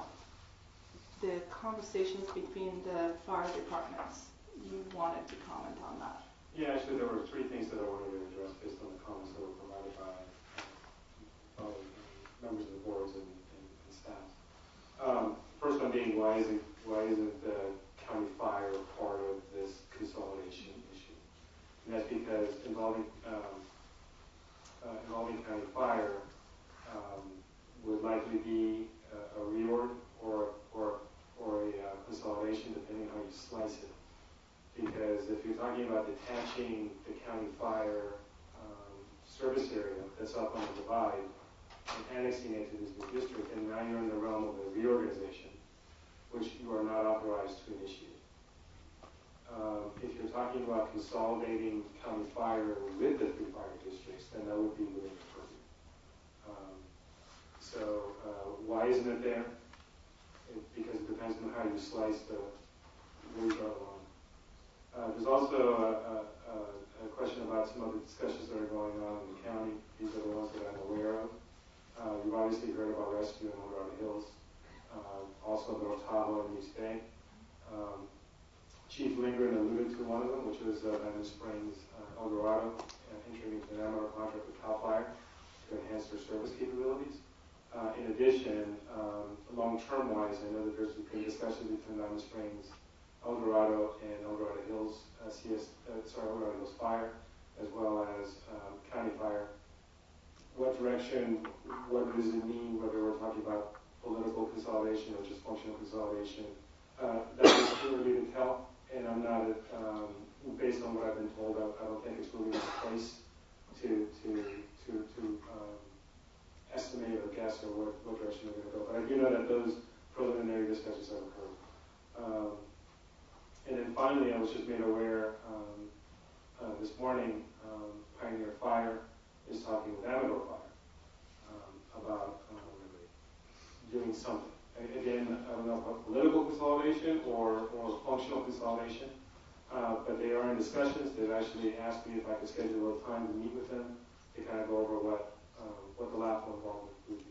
So those are the discussions that I know of. And then lastly, I wanted to correct something.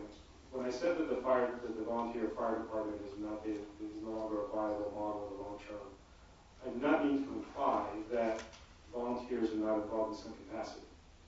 To me, the way that I see the fire, it demands both financially and functionally. Volunteers certainly do have a role to play, but I would talk about it more of an enhancement to service, so that maybe it gets you to 2-0 staffing or 3-0 staffing, if you want to dream. Or be able to staff a station that would otherwise be closed, even if it's for a limited hour. The revenues are simply not there to be able to have a full paid firefighter department up on the divider. But again, where it could go would be for volunteers to be an enhancement to make the fire personnel more robust. Not necessarily that you scrap the whole, you dismiss all volunteers altogether. So it would be a hybrid professional volunteer model. But it's, again, in terms of enhancing a capability, not replacing. So those are the three things that I caught. Okay, great. So again, I'm going to go back to that question. Are we aware of conversations between the fire department? Actually, Chief Morrison, you asked that question. Sorry, my notes are being mixed up. So we get our information from our staff. Our CAO is here. Don, do you have anything to add to that? Any update?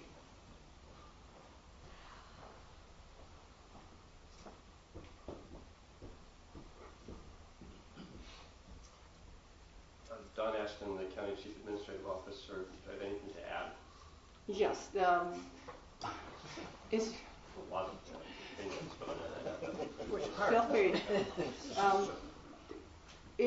Is your office in the loop with all the discussions that's happening? Because I know that our county initiated that initial discussion, and it seems like and feels like nothing is happening. So do you have anything to add to that conversation? So, it's been several months since we had the meeting down in the OAS conference room with board directors and fire chiefs. And then we had a follow-up meeting with just the chiefs, I believe, here on county premises. And it's at that time we were asked by the chiefs to let them handle it. I think that message was articulated here by some. The only thing I'm aware of officially is the recent vote for Rescue and El Dorado Hills, to their decision to move forward with annexation discussions. I have been in meetings, community town hall meetings up in Mosquito, Georgetown, Mosquito Garden Valley area. I don't think when they were discussing the desire to consolidate, that was probably 4 months ago. Outside of a document El Dorado Hills gave me a few weeks ago, 4 to 6 weeks ago, regarding the consolidation of El Dorado Hills and Rescue. That's the only documentation we received. And just so the rest of the commission is aware, the direction from the Board of Supervisors to county staff is to essentially stand down until a proposal is submitted. And we offer support and attend town halls to provide our perspective, but that's the extent of my knowledge. The annexation between Rescue and El Dorado Hills, are they asking for any AV8 negotiation and funding? The proposal says in order for that to be successful, they will need some county funding. I think it's premature to say they're asking for it yet because they How much funding are they showing that they I need? believe it's been between $400,000 and $500,000. So $500,000. Okay. Are there any other questions? Yes, Dawn, maybe you could frame the county's requirement for sharing funding of any county money. You know the issue we ran into, obviously, with the Latrobe, Dorado Hills, and where that is vetted out compared to years ago when the fire money was discretionary and so forth. What has changed to really make it more difficult for the county to give up money? There's several findings the county board of supervisors would have to make in order to provide funding during any consolidation. The most significant one from my perspective is a finding that it would not impact any other county services. The El Dorado Hills Latrobe annexation that was before my time and before I believe most of the chiefs who are here tonight before their time as well. There was problems with that annexation, and because I can't support the finding that it wouldn't impact other county services. The Board of Supervisors has not made that finding. Now it has to be allocated during the annual budget process to the fire district. That makes it difficult for the fire district to know if they're going to get the funding each year. They essentially have to come ask for it. And depending on the will of the Board of Supervisors, that could change any year. And I can't remember the dollar amount, but it's $100,000, $200,000, whatever it may be, that they could lose every July 1st. So that uncertainty is a challenge. With the state of the county's budget right now, to have an ask of $400,000 to $500,000 for rescue El Dorado Hills, and I've told Chief Johnson this, I won't be able to support that finding unless something changes. I don't see anything changing to the county's financial situation. I believe him and I are talking about it. I believe he has a different interpretation of that requirement, and we're going to have those conversations. But the funding would impact other county services, and that's one of the challenges with the annexations. As we've talked numerous times about the county's general plan, growth projections, and so forth, that the general plan implications complicate this process or make it easier? I should have stayed home. Sorry, Don. Yeah, it does. I've been the CAO for 3.5 years, and I've said for 3.5 years, this county needs to decide: are we going to be small and rural? Are we going to be small and rural with high levels of service and low taxes? You can't have all three. The community has spoken several times that there's no interest in raising taxes. Most recently with county fire. Last November, they told the county board of supervisors and county staff the voters wouldn't even increase taxes on our tourists. So the ideas of increasing revenues, I think, are slim and none for any tax increases. So that means we either have to reduce levels of service or we have to grow. And the voter-approved general plan says we want to be small and rural. Well, until that changes, and with no taxes, we're going to start cutting services. And whether that's fire services or senior services or veteran services or library services, you go down the list, those decisions are going to start, we're going to have to start facing those decisions. And we've heard the term numerous times, it's a closed system, especially without any extra revenue generation. We're asking our legislature to help us with AB 8 because, again, it's something that was passed after Prop 13 and it's outlived its day. If we were to attempt to adjust AB 8 across the county, would you call that political suicide, or would you call that, I don't even know if it would work, because, again, you've taken from some and feeding other thoughts of, well, then they should get, do something different to get all their tax money because now the county's going to take more and distribute it out in the rural area, whatever it may be. So for those that don't understand it, it's very complicated, and the system created it, and it's not that easy for us to make those adjustments. Chief? Sheba, would you agree, based on everything that you've? It's absolutely true. We are kind of going into the funding portion of it, but go ahead and answer this. That's going to be a political suicide. Well, and financial suicide. Financial too. suicide, yeah, because you're going to take it from somebody else, take it away, and that's the only way you could balance this out at the local level and attempt to do that. So aid to fire was that fix, because we saw how you can't change the base, because that gets you into ERAF.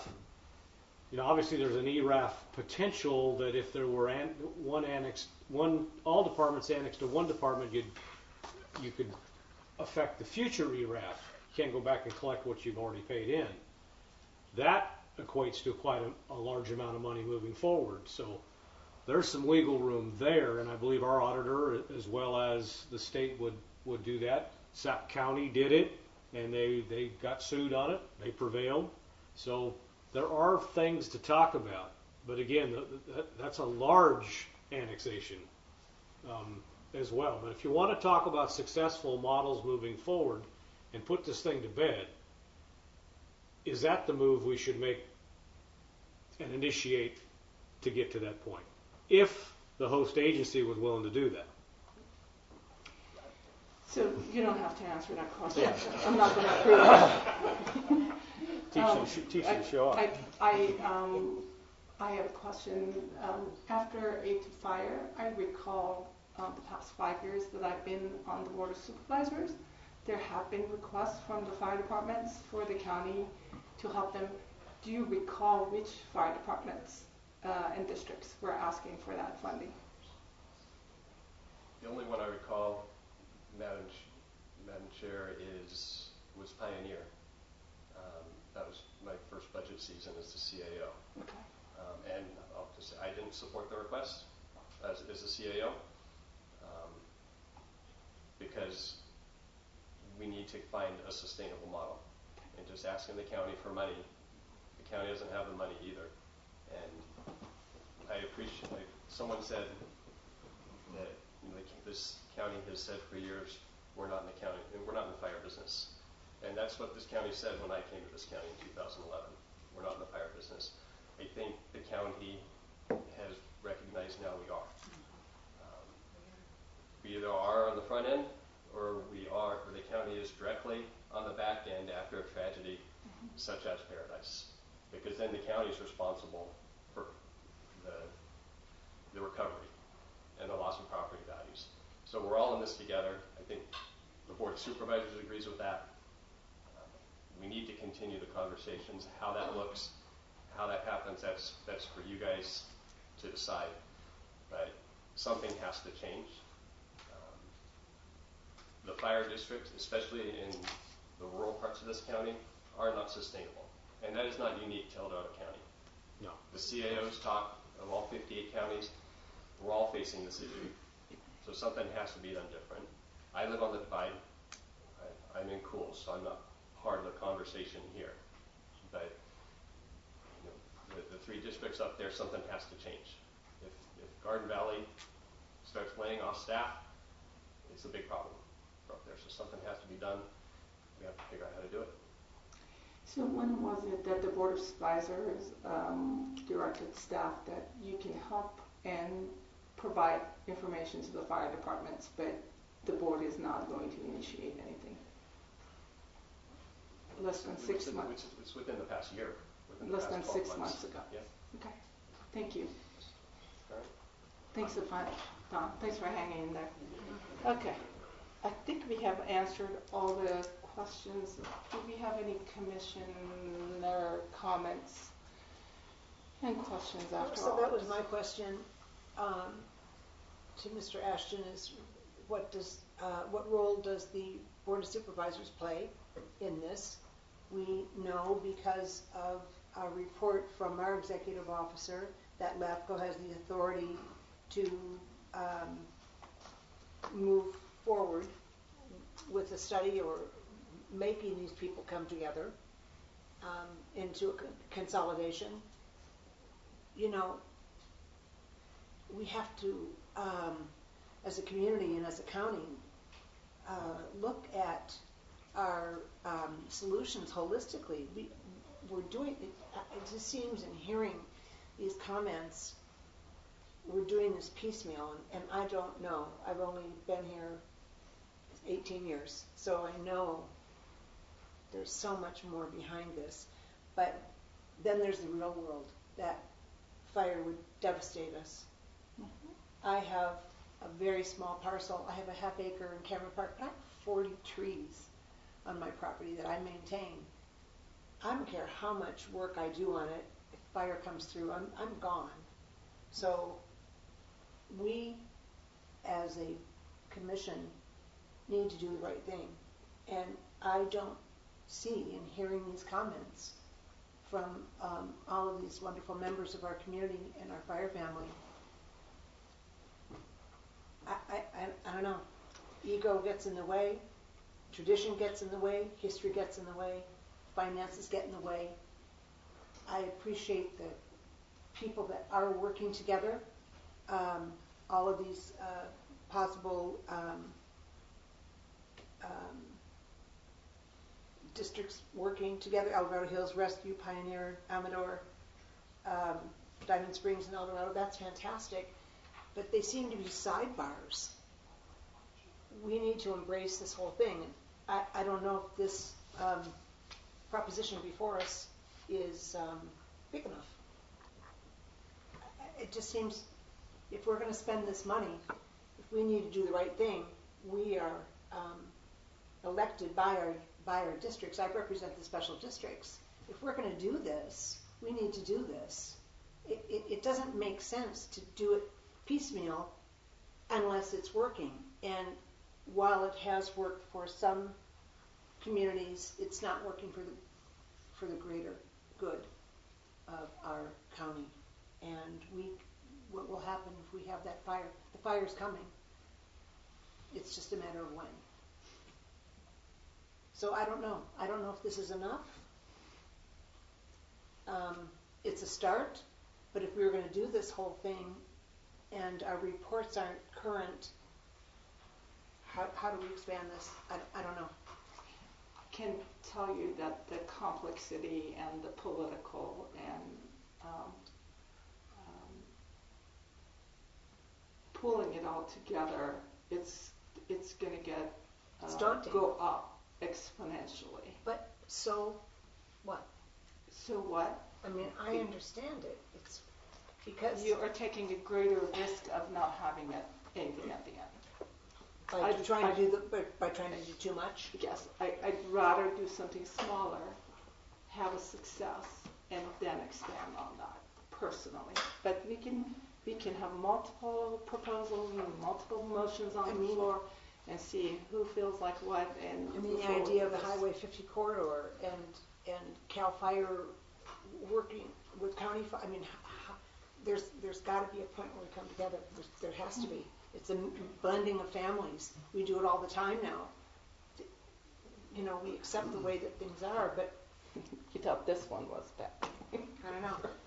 Well, you know, I certainly understand the feeling of a dire emergency here. There is more effort by CAL FIRE to more emphasis in engines and so forth. The weight of attack is I think strong, if not pretty strong, especially with the air support that we get quickly out of McClellan now.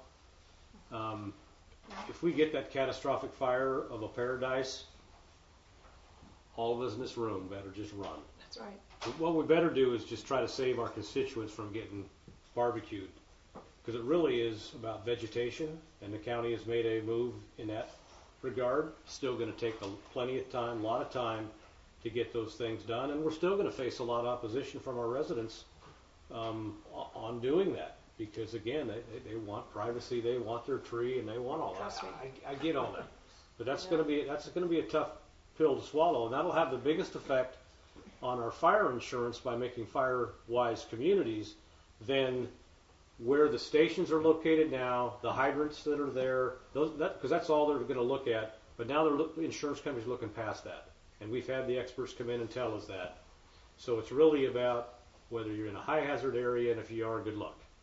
And then, you know, then if you got the money, you can pay $10,000 a year, and okay. So that component is there. We've got obviously the complicating factor of how then to fund something to make it long-term successful. That as well as we're going to need help at the state level, I believe, because again, locally that's a real tough one to do. If we had plenty of money, like San Diego County, $52 million to infuse, pretty easy to solve. Yeah. So I think we're going to have to depend upon the current system and how good that system is that has been built over years to sustain this while we work through, and believe me, I'd rather wave a wand tomorrow and put this issue to bed. What do you mean by that? That we rely on the current strength of the system to provide the services that we currently have, and let the chiefs and their district board members, with our encouragement in this discussion tonight, understand we're not going to wait too much longer. What is your timeline? Yeah. Thank you. Can you please answer that? I'd like to do something one way or another within 6 months. I would certainly during that time want to try to get some updated MSRs in 4 areas. County Fire's area of Coloma, Cool, and Lotus, and Mosquito, Georgetown, and Garden Valley. And those reports, LAFCO would be prepared to act on, because if districts are providing services to other areas that are not theirs, that is our charge to make those corrections. That would be much easier to defend and go into a hostile district with that evidence. Without it, we've got what we've talked about tonight. You don't know if the district is going to be hostile or not. We heard from people who are supporting this effort as residents. So I would like to kind of put that hostility on the side. You're assuming, you're making a lot of assumptions. So any other board comments? So I would just like to let everybody know that this is really hard. Yeah. I mean, for everybody. Last night my wife complained because I was tossing and turning and talking and doing things. That's not unusual. That's too much information. Yeah. Thank you. Doing things probably I should have left off. But in all reality, this is tough, and it's not something I look at and lightly go, well, let's put it off. It's something I look at and say, this needs to be addressed.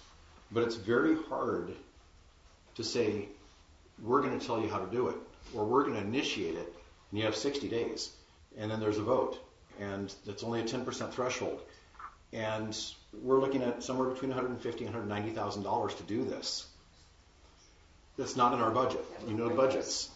And if I knew it would solve things, if I knew it would make better services, then I would be for that, and we'd find a way to raise fees and do that.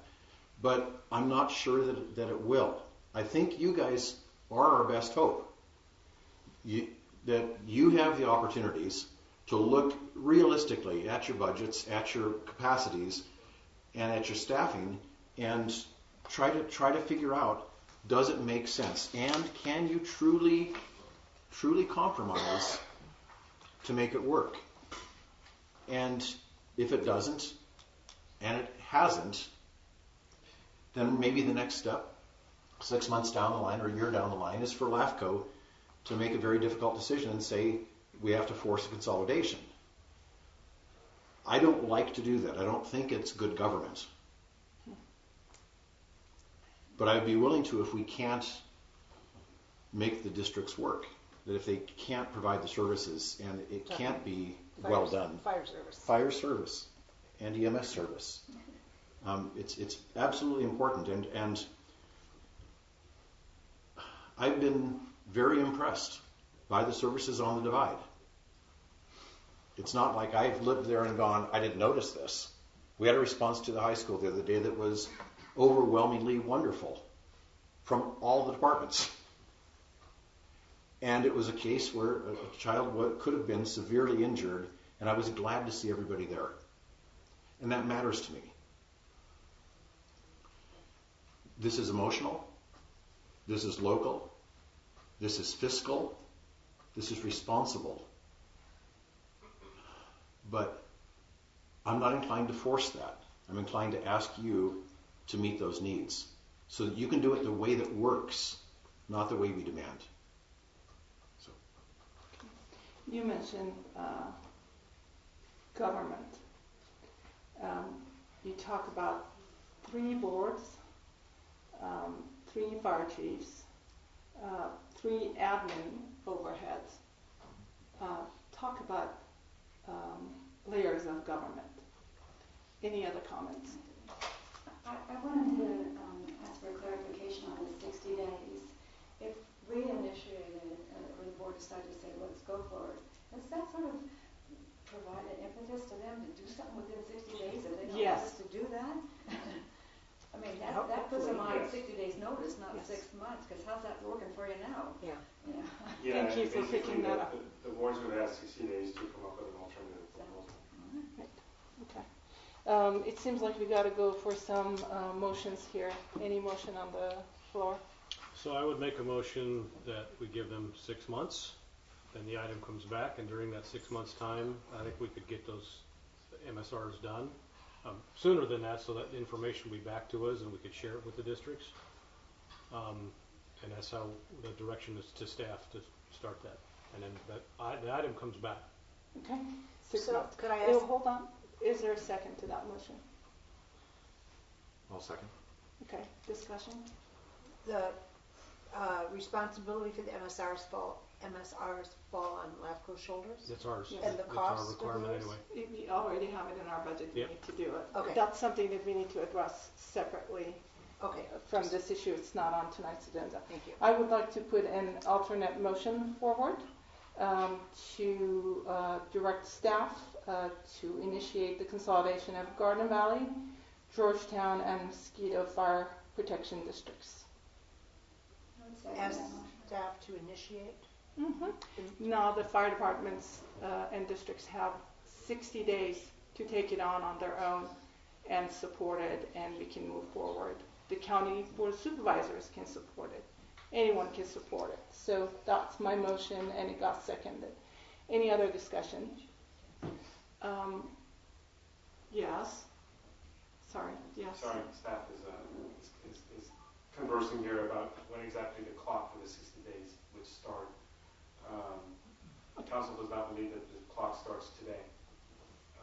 It would be actually after the completion of the report, and then at that point, the report will tell you whether or not to initiate it. So the motion should be direct staff to initiate the report that would lead towards the consolidation, to study the consolidation of Mosquito, Georgetown, and Garden Valley. I modify my motion.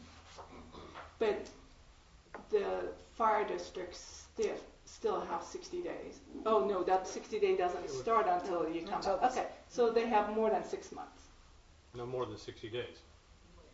Oh, I'm sorry. From the I missed completion of the date. reports.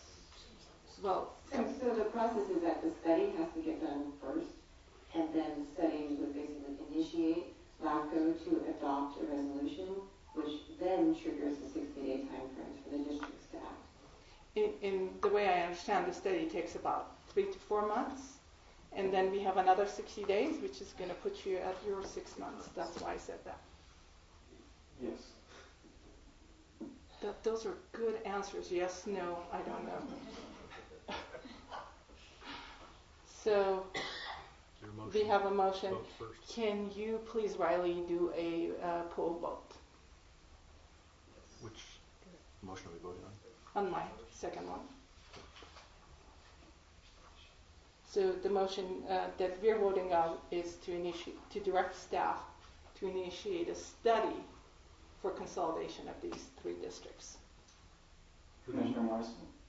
Yes. Commissioner Palmer? No. Commissioner Buchanan? No. Chair Frenson? Aye.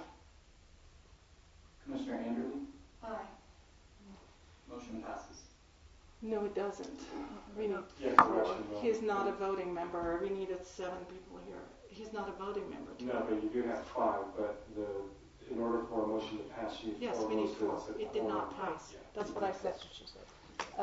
We needed 7 commissioners in order to have more votes, but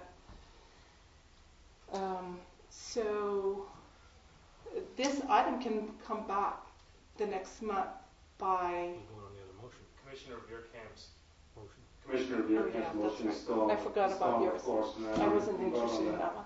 Okay, can you do it? Sorry, You can't say. that was a joke. I know. Can you please Could you do a? repeat that? Can we submit a motion to continue this to the next regular meeting? when the staff We have- members are here? Not yet. Motions are on the floor right now. We are done with taking motions. Sorry. Commissioner Morrison? Could we restate the Commissioner Bierkamp's motion, please? The motion was to wait 6 months, get the MSRs done, and then initiate the. Bring this And item back. bring the item back. Yep. Commissioner To Morrison? wait, to get the reports done, wait 6 months? No. No, during the next 6 months, get the Get the MSRs report, done, get the get that MSRs. information back Okay. to us, and bring the item back within 6 months.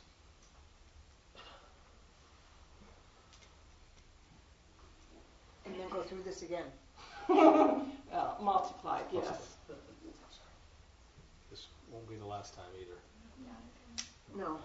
Just to clarify a little bit more, the MSR basically would serve as a study. Yep. To initiate Right. consolidation. But you have to do this. It's a separate issue. MSR is a Correct. separate issue. Right. Correct. Commissioner Morrison, can you please cast your vote? No. She said no. Commissioner Palmer? Yes. Commissioner Bierkamp? Yes? Chair Franson? No. Commissioner Anderson? No. Okay, so let's go back to the. So moving forward, we can't put this item on the agenda again? Council? You can, I mean, you can either do a motion to bring it back at the next meeting, which would be in October, or you could continue it to a definitive date, come back in December or whatever. I mean, you can, or just direct staff to put it on the agenda. I would like to direct staff to put it on agenda for October when we have a full commission. And we're going to go through all this again, sorry. Okay, thank you for being here. Appreciate all your comments. Yes, Diana. Regardless of what happens, should we let some staff to do the MSRs right? It's not on the agenda. They can put it on the agenda next time and we'll talk about it. Well, other than the MSRs are due, so I mean, I don't know why we need direct staff to do what they're supposed to do. They're a year behind. I know. But I know what I'd probably do. Don't you? No, you don't have Okay, we have more business to conduct. Sorry, item number 8, please. Item number 8, receive and consider information on the CalAPCO board nominations and the CalAPCO awards. Madam Chair, Commissioners, this item brought, both of these, this item, which has two components, was brought to you at the request of CalAPCO. The first one being that CalAPCO board nominations. Right now, you do have a commissioner who serves on the CalAPCO board and Chair Princeton as the county representative. The next two seats that are open for the CalAPCO board of directors for the central region, which is the one where Dorado LAFCO resides, are a city member and public member. And on behalf of staff, we'd like to apologize because I thought we had already discussed this, but we could not find it in the minutes that we had, even though your assistant EO and I do remember the discussion that you had. We could not find it in the minutes that you've actually taken action on this. So if this feels like deja vu, we apologize because it certainly is deja vu for staff. So the question is whether or not you'd like to nominate anybody to be either the public member for CalAPCO or the city member for CalAPCO. I know that the last time that was brought up, if I'm recalling correctly, and unfortunately it's middle-aged brain, I believe that you left it to the city members to decide whether there's something that they were willing to do, and bring it back in case they were interested in, so they could get formally nominated. If I remember the discussions correctly, neither one of the city members was interested, but you could do that again, if that is your wish. Public member, again, if I recall correctly, Commissioner Powell was not interested. I believe I gave you a call, Commissioner, in your name. I don't recall. Yeah, okay, so maybe Melody's brain strikes again. But that is the one component on the CalAFCO related issues. The second component relates to the CalAFCO awards. And that is in case you wanted to nominate anyone or any entity for any of the various categories that CalAFCO has for an award. I will only editorialize that from a staff standpoint, we have not had a stellar record of getting any of our nominations approved for an award. We do not have any recommendations, and we recommend against it because it is a lot of work. And so far, we have not been awarded anything. So at this point, I'd rather have staff dedicate its resources towards other endeavors. One thing that I would like to bring up to your attention, I didn't like to want to take action today or wait until October, but also because the CalAFCO board nominations will be occurring at the CalAFCO conference to designate your voting and alternate. Staff would recommend that of the three commissioners who are attending, Chair Frenson and Commissioners Powell and Saunders, to designate Chair Frenson as your voting alternate and Commissioner Powell to be your alternate voting. And you can take action today or postpone until October. That's really up to you. I think we should take actions because Pamela sent an email out saying they need to have that. That's your recommendation? Yes. I'll move staff's recommendation. Second. Any other discussion? Open this item to public. You cleared it out. Single-handedly? No. Bring it back. I think it was, No, it was I think collaborative. it was a group effort. Yeah. Bring it back to the commission. All in favor? Aye. Opposed? Unanimous. Thank you. Other business. I did notice that What? one of these previous ones, Best and Krieger, actually Yes, had won something. So congratulations. yes. Oh, yeah. You guys. Item number 9.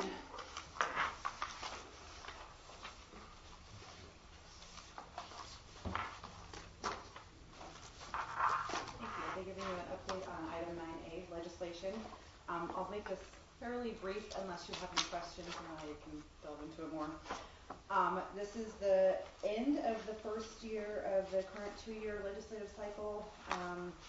September 13th will be the last day for the legislature to pass any bills, and October 13th is the last day for the governor to sign or veto any of those bills. So there have been some updates that we wanted to bring to your attention.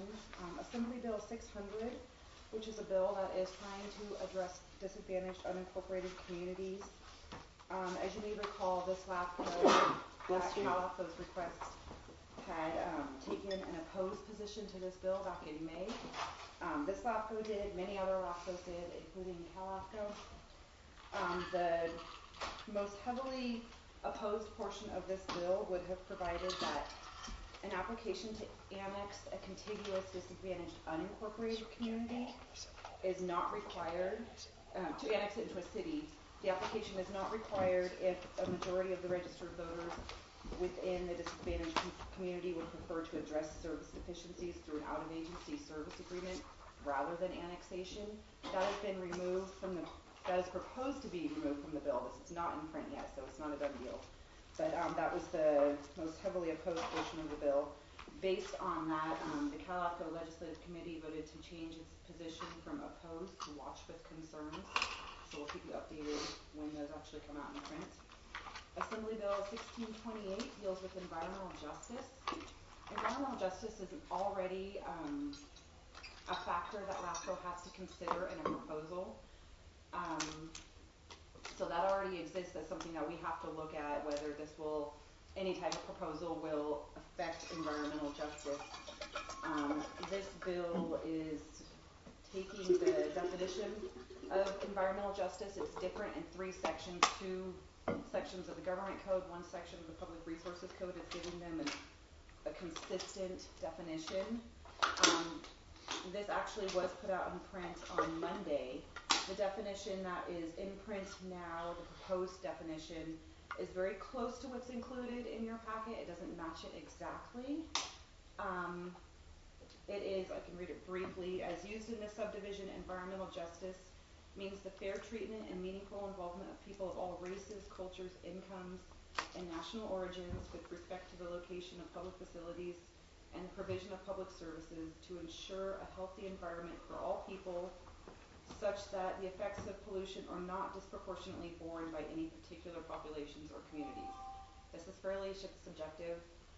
It's already a subjective thing that we have to look at, so it's something that we will grapple with a little bit, but right now we're just keeping an eye on it.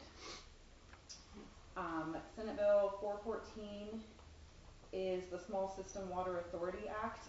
This would give the State Water Resources Control Board the authority to mandate the dissolution of existing drinking water systems, public and private, and to authorize the formation of a new water authority.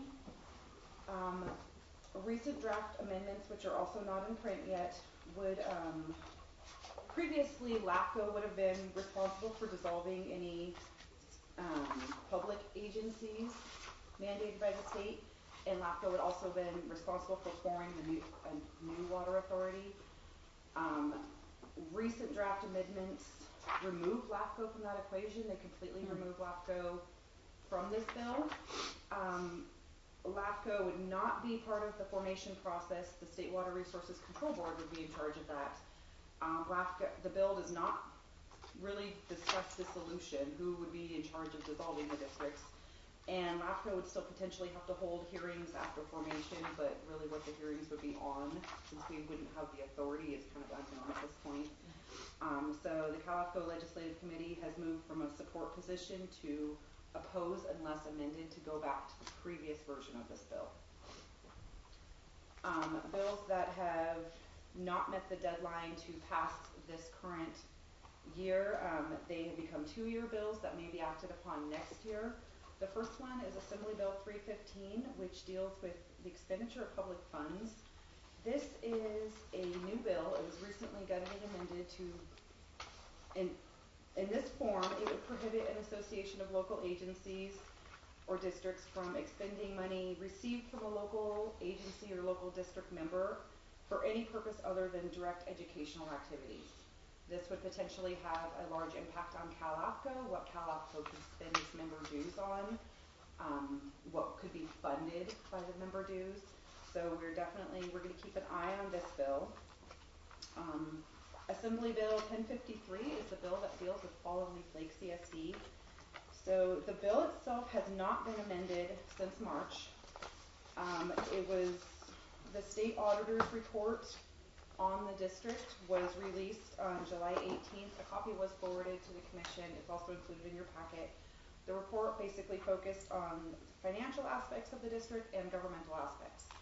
Financially, it found that the district improperly received reimbursements, applied for and received reimbursements in the past 3 years of over $700,000. They have a strong recommendation that the district create a plan by the end of this year, by the end of 2019, to repay that money. The district has, I wouldn't say they've accepted that the reimbursements were intentionally improper, but they said that they would look at it and come up with a plan if necessary. So we'll keep an eye on that. The governmental aspect is the audit recommends that because of fallen leaf lake CSDs, it has a very small electorate. Only registered voters that permanently reside as their primary residence within the district are eligible to vote on district matters or to serve on the board. That is a problem in communities up in the Tahoe region and some coastal communities also. The state auditor's solution is for the legislature to enact special legislation that would expand the district's electorate to allow non-residential landowners who maybe own land but it's not their primary residence and leaseholders who hold a lease from the Forest Service for cabins up there to be able to vote on district matters and to run and serve on the board. So those are the recommendations. We'll let you know as soon as the bill actually, the language changes to reflect these recommendations. Can I ask, do you know if any other special district allows that? That's fascinating. It's like it's not very common. You get to vote. It's understandable, but You had two examples that were in the Fallen Leaf audit report. Yeah, it's the landowner voter model typically is reserved for rural water districts where they're or not registered voters. HOAs or well, you have it's a public entity. HOA is a private. I understood, but to vote in a public agency is interesting. But the legislature has allowed a couple of examples of an alternative way of enfranchising voters, and I think now I can share this. I'm not sure if it's subject to a misdemeanor. I had asked actually I can't say it because it's part of a public record letter. My recommendation to the state auditor was the fact that the state really needed to take a look at these districts and similar straits and come up with one comprehensive solution to the stickiness of having districts that are primarily served second owners or leaseholders. Right. For whatever reason, the state auditor did not take up that recommendation. For the life of me, I can't fathom why a district that has been accused of embezzling their extended lifeline to, and my repeated requests to the state auditor that I can talk to the staff to talk about how did you come up with this recommendation, they've ignored it.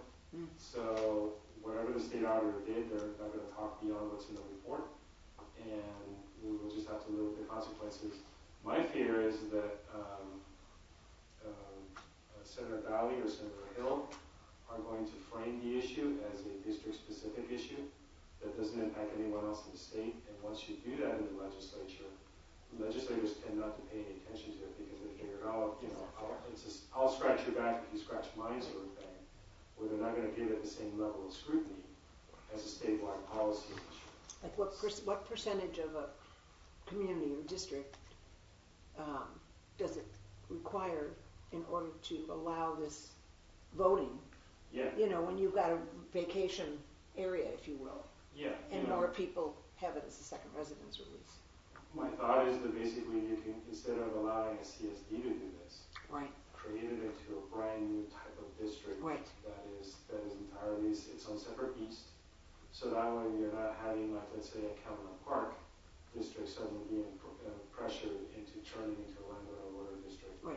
Because, that's right. You know, CSDs are inherently because of who's in power. Well, and it has had funding implications to the county because they were part of aid to fire, when in my opinion they should have been funded through their second homeowners, or they have one of the highest assessments in the county. It still didn't cover all their needs, and we bought them a fire boat and a whole bunch of other stuff because the supervisor at the time said, me too, whether it was justified or not. And my thought is that, you know, when you have a district like this,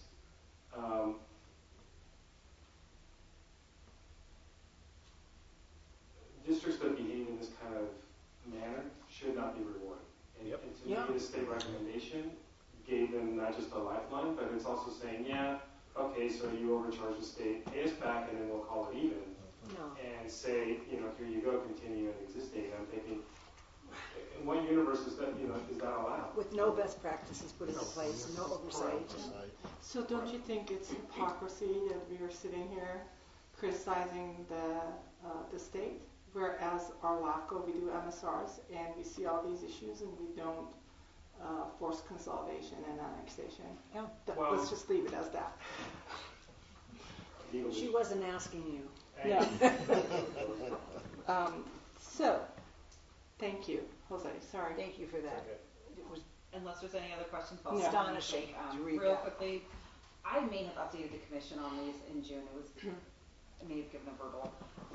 Assembly Bill 1253 is the Cal LAFCO sponsored bill for LAFCO grant funding to provide one-time funding for potential consolidation studies, reorganization.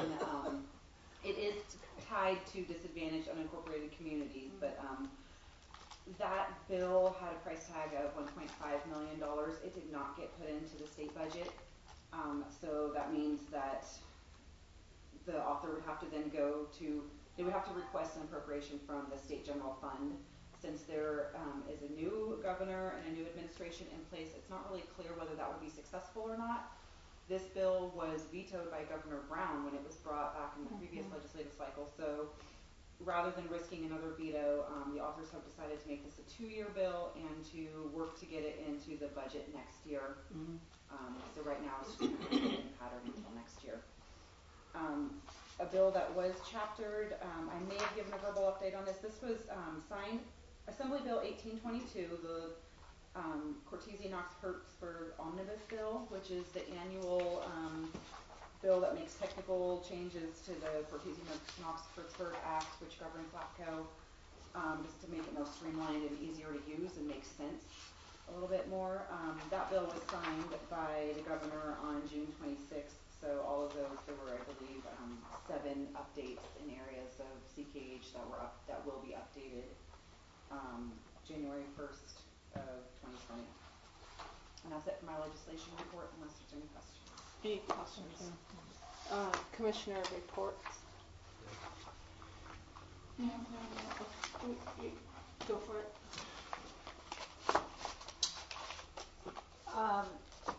As I reported, I think in May, that Cameron Park CSD board president resigned, and we recommended a nomination and election of a new board member, Mr. Eric Easton.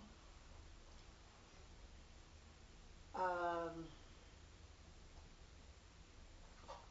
I just can't even begin to talk about the budget that was passed, so we'll leave it at that.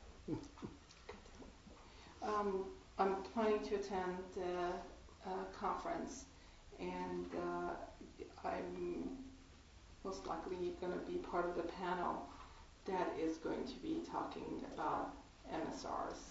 Oh. So thank you, Jose, for that briefing, and I will have a conversation to see if I'm going to stay on that panel or not. So thank you. Council report? Nothing. Executive officer report. Just a couple of things. We will officially close the books for fiscal year 18-19 next Tuesday. And when that occurs, basically 2 things are triggered. Number 1, we notify our auditors that we're ready to start the audit for last fiscal year. In addition, we're going to instruct our county consultant to calculate the carryover from 18-19 into this year. Just the carryover, which would then be the number that would get plugged into the budget of 21-22. So by October, we hope to have the final profit and loss statement for fiscal year 18-19, as well as the number for you in terms of the carryover that you can use not next fiscal year, but the year after that.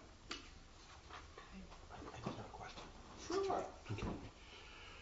On the RCD board, it was asked if I could be a liaison with the district manager to LAFCO for our MSR. Is that appropriate or not appropriate?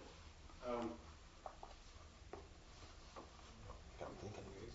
Yeah, I mean, from a strict, conflict provide a financial conflict of interest, no. That's a good question. I mean, there is a provision in CKH that specifically provides that you can serve on LAFCO and obviously serve on your own agencies and boards, and it's not a conflict when you're even acting on an item that could affect your agency. So, I mean, I think it's fine. I think it's ultimately probably going to be up to you in terms of your comfort level. Would you recommend it? I don't have a recommendation one way or another. Okay. Thank you. Any other questions for Jose? Item number 6 is oath of office, and let's get that done. Thank you for being patient. We're going to go over here.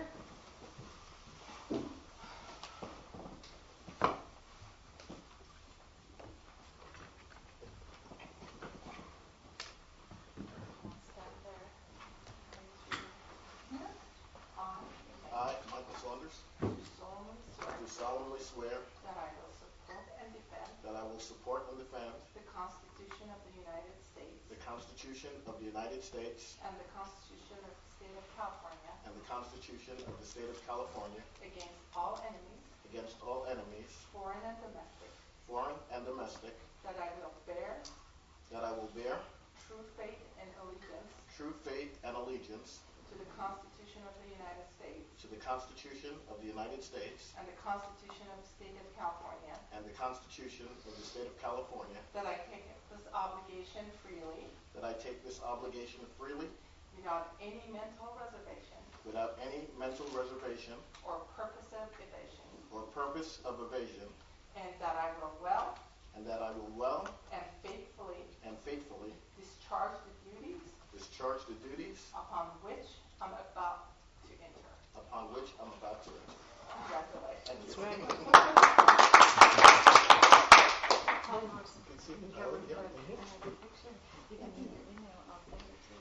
Great way to end the meeting on a high note. Welcome, congratulations, and we adjourn this meeting at 8:40. Our next regularly scheduled board meeting is on October 23rd, 2019 at this location. Thank you all for being patient and your participation tonight.